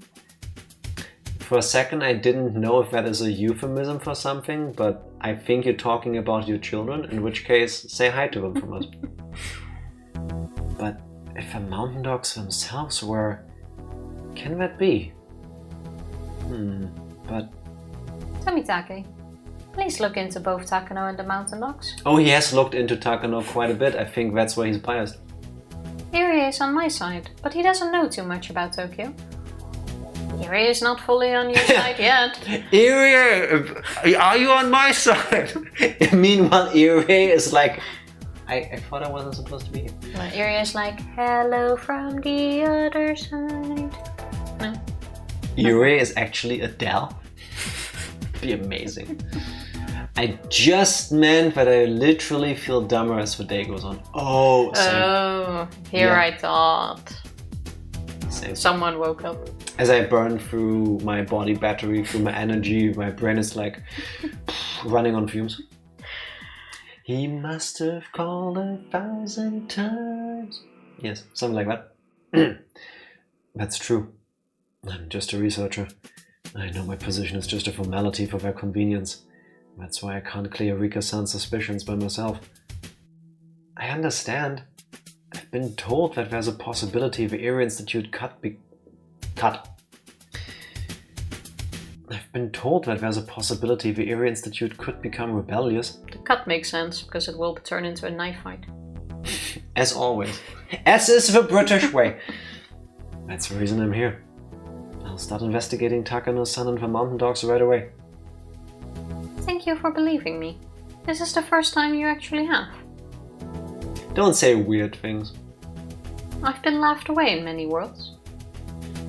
But Tomitake finally listened to me. You will be a very strong ally in the fight against Takano. Also, I'm grateful for my friends who prepared me to talk to him. I got information on the current situation from Irie, had my friends analyze it, and because of that managed to get Tomitake to listen. And all of that through the power of making manga. Just as Hanyu said. I couldn't have done anything if I'd kept thinking about it all alone. But after talking to my friends, things are already changing. Actually, I'm going into hiding starting today. Mion's house has a secret basement that's perfect for that. I'm hiding. Here is my exact place, when and where I'll be, just in case anybody ever tortures it out of you. Now Akasaka probably won't be able to find her. I haven't talked to Mion about it yet. Is that gonna be the thing, that Akasaka and Oishi can't find her because she's hiding in the secret dev basement? But I think she'll understand my request now. So if you find anything, please get in touch with her. Starting today, please act like I've gone missing. Understood. I think that's the safest too. I'll act like I usually do, so people don't go suspicious. Though I'll be careful, of course. Dr. Irie, please act normal as well, but always be on your guard. Says the guy who's really shit at lying. I understand. I'll be very cautious. Tomitake, please be careful yourself. I have a feeling you might be assassinated within a few days. Oh, by the way. This is the part he has never taken seriously. Please, hear what I'm saying. Okay. I'll be extra careful. Thank you. Don't stick your dick in crazy. Just say that to him. He'll get it. He then turned around all of a sudden. Irie and I sensed something odd from his behavior and grew tense. Then we heard some footsteps. Takano! Is she behind me? Is she behind me? We've been so careless. Did somebody overhear us? I hope it's Akasaka and Oishi. It's when they have these top secret conversations in a cafe surrounded by people, or at the bar, or at the bus stop. Yeah. Did somebody overhear us? Did Takano and her people hear what we were saying? You're so lucky it's the old guy. You are so lucky it's this person and not somebody else. I am really happy that we don't have the whole Rika now went into hiding, Oishi and Akasaka can't find her, and something goes wrong. Yeah. Tifa, before I go into the... It's how I used to voice that. How about we take another short break? Sure. BRB. We are back. We are, and Tifa has fueled up on 4 naked noodles. And no, that is not a weird sex thing, that is a weird Tifa thing, because that's what she calls plain noodles that are left over from making a noodle dish earlier today. Literally a noodle. There were 4 pieces left over. 4 single noodles, yes. 4 single noodles. I thought I had thrown all of them from the sieve into the pan when I made the dish, but 4 got stuck in the sieve, so she just snacked on those. Yes, 4 whole noodles. Yeah, who's naked? Jack? Yes, under all the stuff I'm wearing, I am in fact naked, as I believe you are, Ranger. She was. The fuck is a sieve? Exactly. A thing to drain, a strainer. A strainer, or as the British people call it, a knife fight. Thank you, Yugi, for putting me onto that. You mean a sieve? That's what I'm saying, yes. Except I have a sexy second language is English accent, so I say sieve. That is correct. A sieve sounds like something you get stabbed with in prison. That's a shiv. Also the name of Emperor Palpatine. The first name. Except that's pronounced Sheev, I think. Only Siths deal in absolutes. Well, our Sith dealt in 4 absolute naked noodles. That's true. Psycho. Just for that, you should be in the next Star Wars movie. Wow, you slut. Deserved. All of us. So, why can we not sit today, Tifa? You mean, why can you not sit? Did you at least dress them? No, then there wouldn't be naked noodles. Get with a program, Skinner. No, there were just naked plain noodles. It's the whole thing. They have to be naked. Thank you, Psycho, for blaming Tifa. Tifa, sit like a human. I'm already sitting like a human. It's Jack that can't sit normally. Since I just did this is true, by the way. Tifa's posture used to be even worse a few years ago. And then sometimes when she was just working here, typing away, I would take a belt and I would put it over the headrest and basically tape her head back. It has worked a little bit. So is it weird? Yes, definitely. It has not. Did it help a little bit? Also yes. I don't think so. The ends justify Jack's means. Meanwhile, I will never forget that laugh as long as I live. iconic. Hello, hello. What an interesting group. And Dr. Hirie, Tomitake-san and Rika-san. I've been to Hinamizawa quite often, but I've never seen you three together before. Then you haven't looked very hard now, have you? Oh, hello. Ooishi-san. Huh? Is today the meeting day for Watanagashi? It's still so early. Hirie tried to change the subject, but obviously Ooishi had heard everything. With a super hearing. Tomitake from Tokyo is okay, but it's too early for Ooishi from the police department to get involved. The memes justify the memes. Always have. Skinner redeemed Rafiki Tifa? What? I think Rafiki has good posture. Oh, no. Rafiki is a monkey. Yeah. You know what to do, monkey. Jack. Yeet Tifa? Off of a cliff? Hold her up after... No. Oh, I know what. No, Come here. if I'm Rafiki Tifa, then I do the Simba to you. No, he asks me to Rafiki you. Therefore, come here. Yeah, come We here. are not doing the Simba. Tifa, just this once to show people what's gonna happen, we're gonna do this. And just for you, I'm not gonna use my spit, I'm gonna use some of the green tea I have. Tifa. Thank you, Skinner. And you went, yeah, I don't know the lyrics. Thank you, Skinner. Yeah. Through despair and hope, he lives on in you. Is that the lyrics? Holy shit. Lives on in me. I have no idea. I mean, I've been to a musical and I still don't know the lyrics. I was just like, wow, colors, people, Dancing music. elephant. Indeed.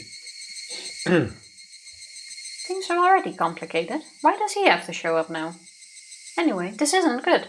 So where's Always makes it Akasaka? worse. Well, when I went to your house, Hojo-san told me you were here, and I happened to run into your secret meeting. Sorry to bother you, huh? Where's Akasaka? Probably behind him. Through faith And love. I can't find the... Oh, till we find our way on the path unwinding. I don't think there is a single beat that goes like that in the song. Yes, there is. Go listen to the song. You know the beautiful thing is? Technically, you cannot really perform any song you don't own on any platform on the internet. Because, you know, somebody else owns it. But with the way I sing, it's always a parody automatically. Because you are always the MCA for it. nobody in their right mind would listen to this willingly. Now please stop putting words in my mouth because I will try to sing them. That's not good for anybody. The air froze, leaving only silence. Then why do I hear the cicadas? The way Ooishi is speaking makes it obvious that he's trying to sniff things out. You kind of smell like baka. Pika fruity! Deep cuts. The entire day is a deep cut. I bet he only heard a part of our conversation, so he can't grasp exactly what we were talking about. Oh, he can. That's why he's trying to make us confess the whole thing. He's probably also poking Irie in the ribs. Come on now, don't look at me like that. I'm getting embarrassed. Well, I brought someone with me today. Someone Rika-san would love to see again. I wonder if you remember Rika-san. Because if you don't, he might even start crying. What are you doing under the table, Tifa? What? I'm playing with the... Can you do it quieter? I can't.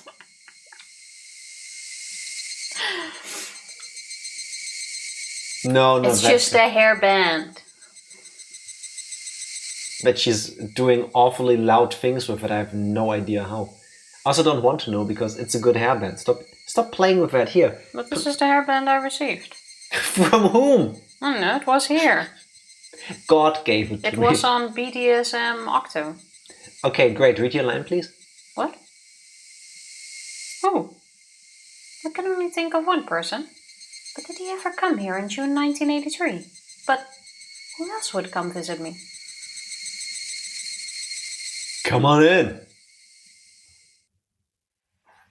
Akasaka just standing behind the wall waiting for his cue because we're standing out in the open. Akasaka was literally standing two-dimensionally behind Ooishi-san because he can just hide her. Ooishi encourages a feral young man to enter over in the building.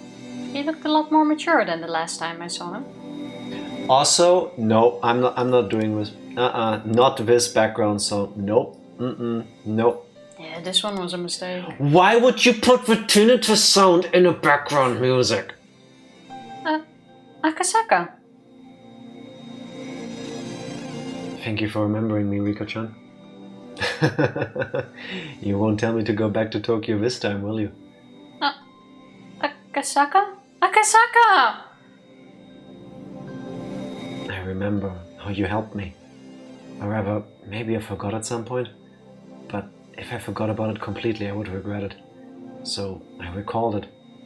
This is literally what I say to Tifa when I have to go back to the store because I forgot to buy the butter that I went to the store specifically to buy. I remember, or rather, maybe I forgot at some point, but I forgot about it completely and then I regretted it, so I recalled it. This was such a weird intro. It's your boy! You know it. You told me to call Yuki, and because I did, she avoided getting into an accident. You saved her life, and I'm here now out of gratitude. I feel like I've forgotten about it for a very long time, but now I finally remember. Sorry to make you wait for so long. That's right, you made me wait forever. And now you show up in this final world. You waited until the very last minute. How dare you? And then she does the cute thing where she playfully but also out of desperation punches against his chest. But he doesn't even feel it because he's all muscle. Akasaka! Akasaka! I'm your ally no matter what. I'll believe everything you tell me. And I will defeat whoever is trying to kill you. So we now just set that out in the open with other people? Okay. Yeah, but it's fine. Ooishi already knows weird shit is happening. Irie knows weird shit is happening because he doesn't trust Takano. Tomitake, meanwhile, is considering... he doesn't know who they are. Ooishi doesn't know who they are. Yes, he does. No. Of course Ooishi knows. Yeah, Ooishi he knows doesn't know everything. they're part of a secret organization here to research... Yeah. a virus. Akasaka knows. Akasaka does not know. Akasaka knows because he read all the documents about the embezzlement money and the Alphabet Project and found the Irie clinic in it. He knows. Sure. Okay, he does know. I take it back. Tifa gave herself idiot hair, and as much as I love the poetic justice of this, it's distracting me. My own hair is itching me. Compared to what else? Dark Lord, your hair is making me itchy. I don't even know what it looks like, but apparently that's a thing. Sometimes it's like your skin that is itchy, but now I feel like feeling my hair You feel your hair. is making me itchy. Yeah, skin issue. Suddenly taken. Idiot or Q? Can I be both? That's the same thing. Must be nice having hair. We can donate his hair next time he needs to cut it. Did I already mention? Skill issue. One day I'm pretty sure I'm gonna lose mine too. So, you know, it's just a matter of time. I'm already losing mine. Beat me in the race there. Why are you Okay. losing hair? I have like a quarter of your hair. Yeah, but you always had that. You have very thin hair. Yours is wispy. Meanwhile, Akasaka remembered some strange things as he talked to me. He remembered the sad world where he lost his wife working on the kidnapping case in Hinamizawa. He forgot about me because of the despair and only remembered her afterwards. He regretted not being able to do anything for me. That memory from a different world brought him here. He calls himself my ally. That means a lot to me since I never thought I'd have any allies at all. Wow, what about your friends? the kids are like, Wow. do we mean nothing? Are we a joke to you? Do we mean nothing to you? I could only bury my face in his chest and cry. Who wouldn't, though?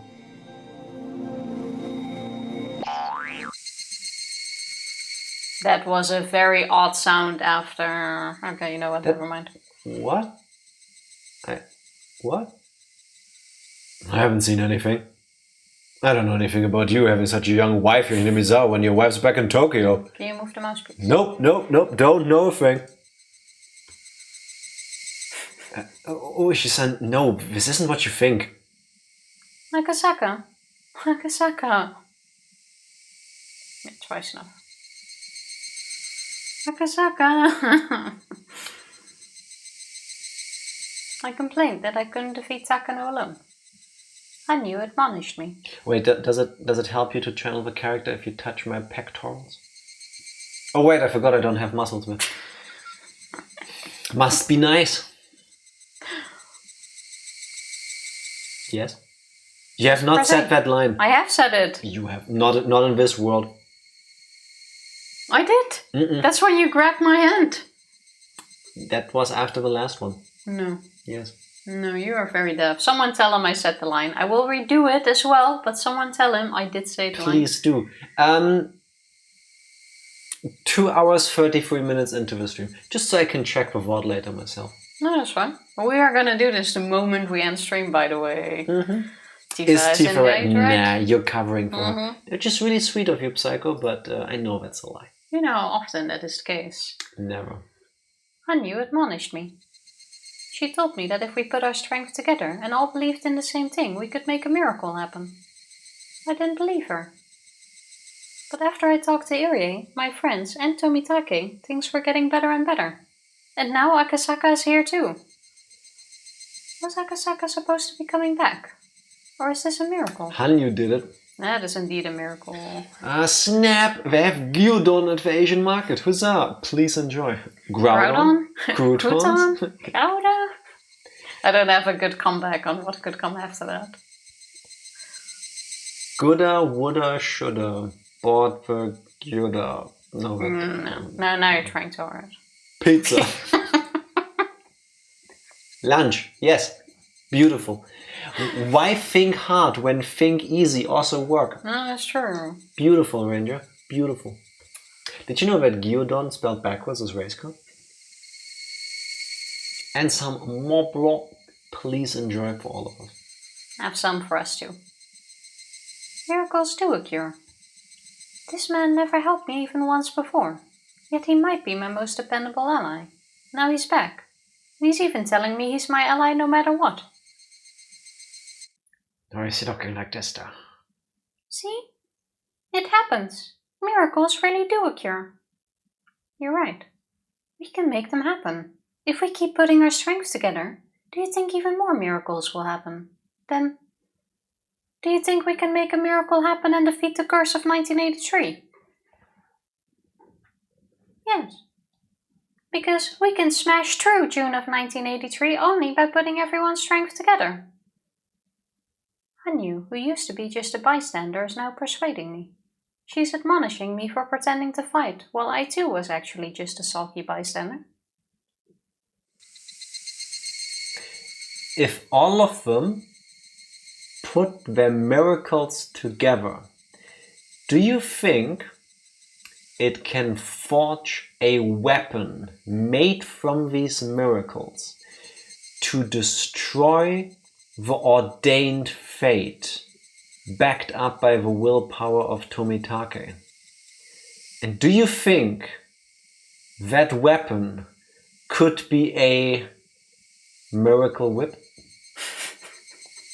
I was gonna say that weapon is the power of friendship, but I really do like Miracle Whip. Disclaimer, I despise Miracle Whip. I tried it once because we needed to buy mayonnaise for something and that was the only stuff they had. I threw it away. I threw the entire salad away that we made with it. It tasted to me like somebody was told that mayonnaise exists and they made salty whipped cream that tasted of sadness. It was disgusting. Whenever I think of Miracle Whip, I see this video of this young kid eating it with the handful out of the jar, Doing reviewing it. And he's like, food reviews on YouTube. yeah, and I forget what he actually says, but Today I rate this a 10 out of 10. Today I will do a food review with all of you have asked for. It will be Miracle Whip. That's how he said Miracle Whip. And he was like 8 or something.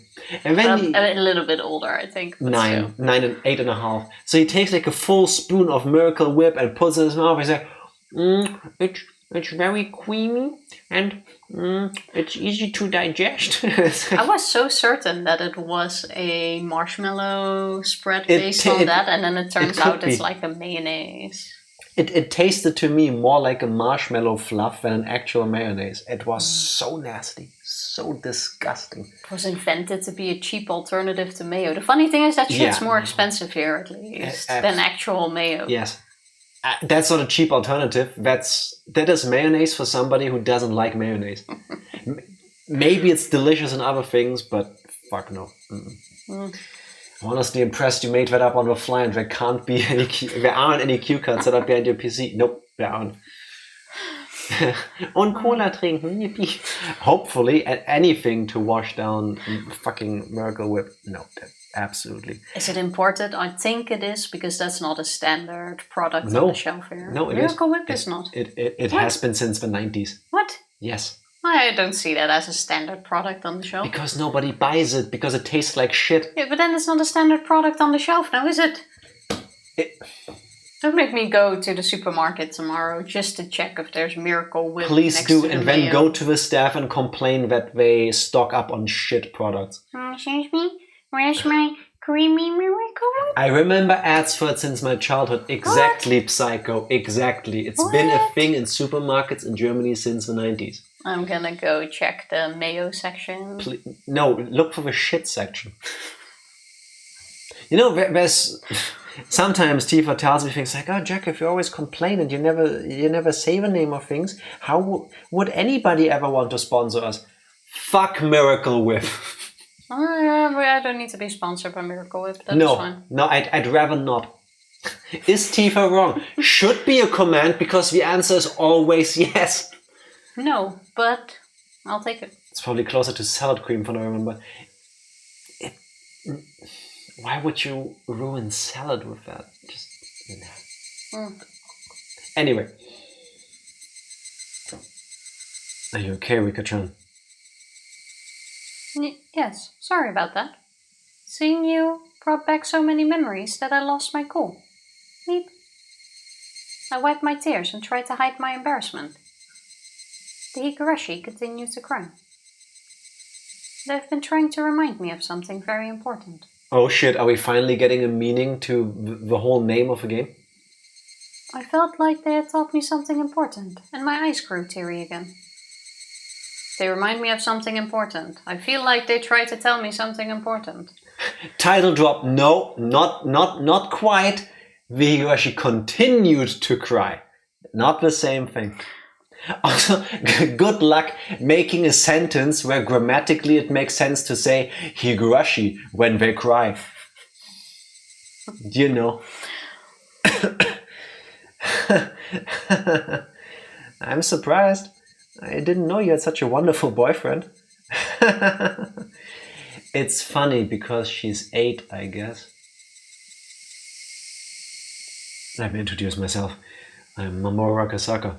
I work in Case Records Room 7 of the Tokyo Metropolitan Police Department's Public Security Bureau. That's a mouthful.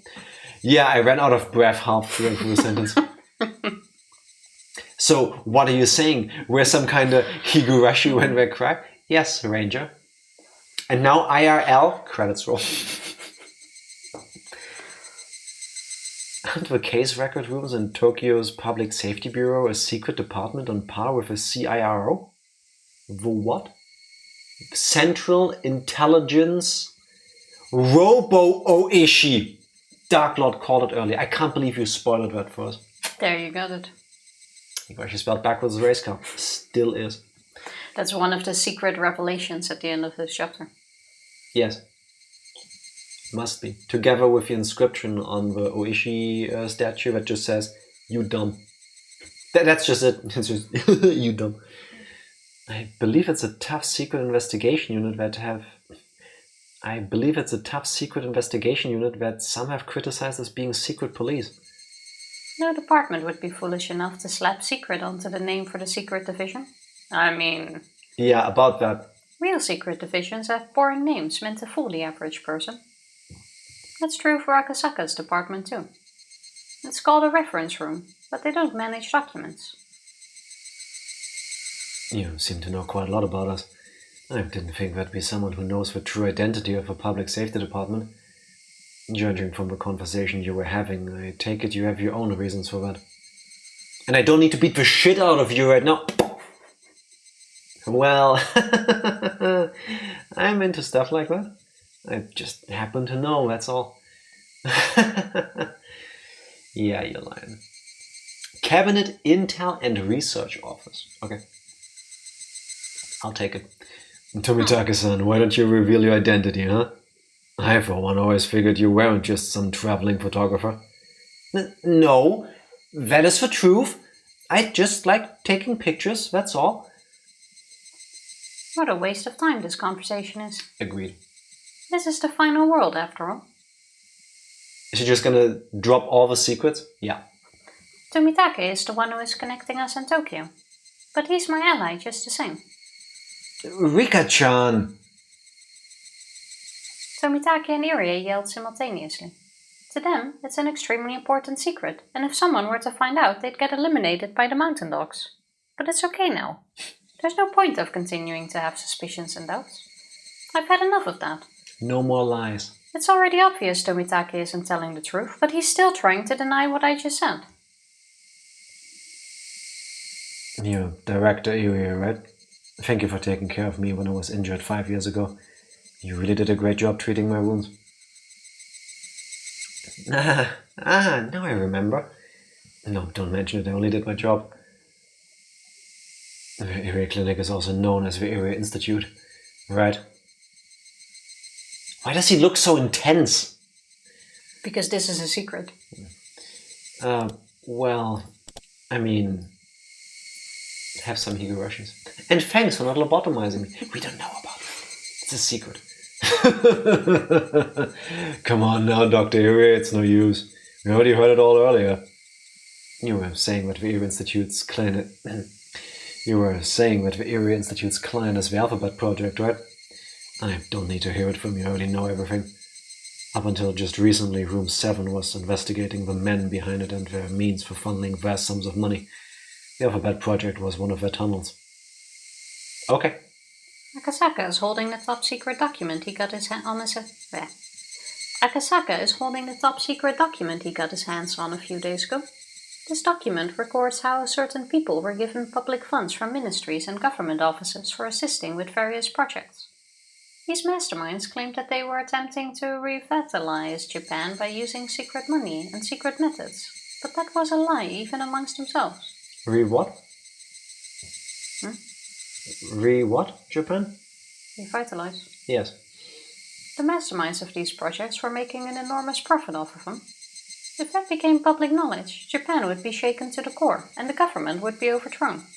Sometimes that needs to happen. This is a good year for that. By the way, release the fucking Epstein files. There are no Epstein files. There are. 100% there are. There are no files in Ba Sing Se. That was what they were told. And that was the reason why the investigation was discontinued. First of all, I want to tell you one thing. The investigation by Room 7 has been shut down and we are no longer working on the case. So I'm simply telling you what I found out in the course of the investigation. I'm on vacation here in Hinamizawa right now. I just want you to know that. Clearly, that's such a normal spot to go to. Tomitake is still trying to hide his identity, but Irie isn't. He must have made up his mind since Akasaka already knows about the Alphabet Project. We already know that they've been using tunnels to move vast sums of money to a research institute in Shishibone known as the Erie Institute. Also, the Erie Institute has a different name here in parentheses, the Erie Clinic. It also lists that the head of the Erie Institute is a lieutenant colonel from the SDF, Keiichi Erie. A lieutenant colonel? Dr. Erie, you're in the SDF? No, I'm not. It's the other Dr. Irie A. I'm Irie A. I'm Erie E, there's Erie A, Exactly. so it's a different thing. It's my twin brother. Yes, the hot one. Tomitake-san, let me tell them. Putting our client aside, we aren't doing anything shady. Let's not hide anything. It'll only make ooishi-san more suspicious. Irie is right. Ooishi will help us. I'm starting to feel like even Ooishi could be our ally. Hey, he was in the previous chapter. That would be incredible.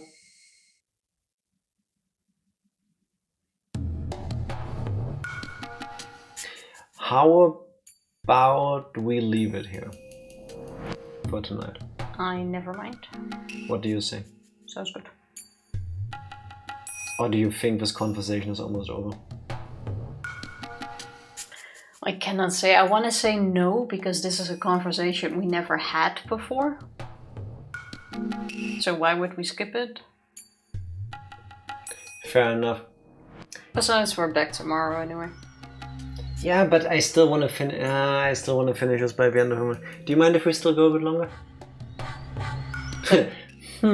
We're not asking if anybody can tell us how long this still is, don't worry.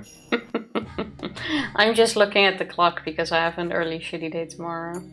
10 yeah, minutes. fair enough. Nah, that's... Oh, do 10 minutes. Let's not do that because then it takes longer and then it takes another moment and then it's going to take forever and then you're not going to get enough sleep. There, look, for once I'm being nice to Tifa when it comes to this. Ask Bezos. Wouldn't if I could. Tired too. I get it. Sleepy time. So we finally got everybody aligned. Everybody is willing to work towards a common goal. And maybe if we apply what has worked for the friend group, as in if we just talk to each other, things will work out nicely. That also works if it applies to the adults. I think we have a good setup at the moment. Ask Harkos. I don't know what that is either. And I think the fact that Akasaka and Ooishi also believe that she might get killed will now help her convince Irie and Tomitake, who I don't think we're fully there yet. Not fight first, ask questions later. Ask Grandpa Jesus. I'm sorry, I know you were saying something that sounded like it had to do with what we were talking about, but my eyes caught knife fight first, ask questions later. That's only really ever works in like 80s and 90s action movies, I think. In real life, I don't think that's the way to go, genuinely. Just speaking from personal experience. Disclaimer, I've never been in a knife fight. Hopefully never will have to be, but I don't think it lends to, I don't know, regaling each other with information. Real life is the 80s, man. I hope it doesn't fully devolve into that.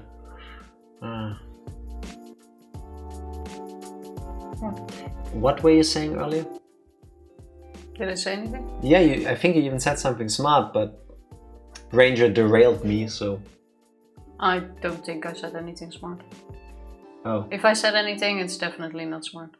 I will need to check the VOD to see what I missed out on. Well, we're gonna check at 2 hours and 33 minutes anyway. That is my plan. Because that's how petty we are. Said the guy born in 95. No, that's not us. That's you, right, Ranger? Happy 30th. No, Skinner. No, Skinner is 93. 92. 92? No. Imagine knowing things. I can look that up. It's in your bio. See, I didn't need to look it up. Jack is correct. Thank you. Imagine. I remember it's in the About You. Exactly. I was gonna say. Imagine reading the bio of people on Twitch, because I'm one of those weirdos that does that. Well, obviously I've read it. Otherwise, I wouldn't know it's in there. But I was quite certain there was a 2-year difference between us. No, it's 1 year. Well, yeah, that now makes sense. Yeah. Ranger's born in 95. It's me, Such dear. a rookie. You're...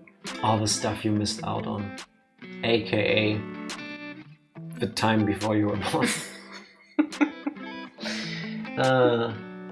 The only thing I genuinely feel sad about for everybody really that wasn't born early enough for it is that you didn't get to experience the world before 9/11. Because for a little time, I feel like in the late 90s, very early 2000s, like you had all the momentum of people being hyped up for being in a new decade, a new century, and a new millennium. Yes, there was this Y2K scare, but still people were hyped up about, oh my god, it's the year 2000, that's when all the sci-fi stuff starts, right? It's gonna be amazing. And we didn't live underwater. Not yet. And then assholes did asshole things, and ever since then I feel like a sense of innocence was lost. I remember when you could just go to airports and they would just let you in. This conversation is getting too deep for my brain at this time. Texas was ready for Jesus to come back in the night. Aren't we all? Wasn't that 2006? Oh, no, that was just the end of the world. I don't know. Different thing. It's weird times we live in, man. That's why it's important to enjoy some moments, like watching us struggle pronouncing words when we read through Higurashi. Yes. Sounds about right. Indeed. Tifa, do you still have any nuggets of wisdom to disperse? Nope. It's time to press the button, I think. Please do. Thank you everybody for Higurashi with us. We're back tomorrow with hopefully good stuff in Higurashi. We'll see you then. Bye. Thank you.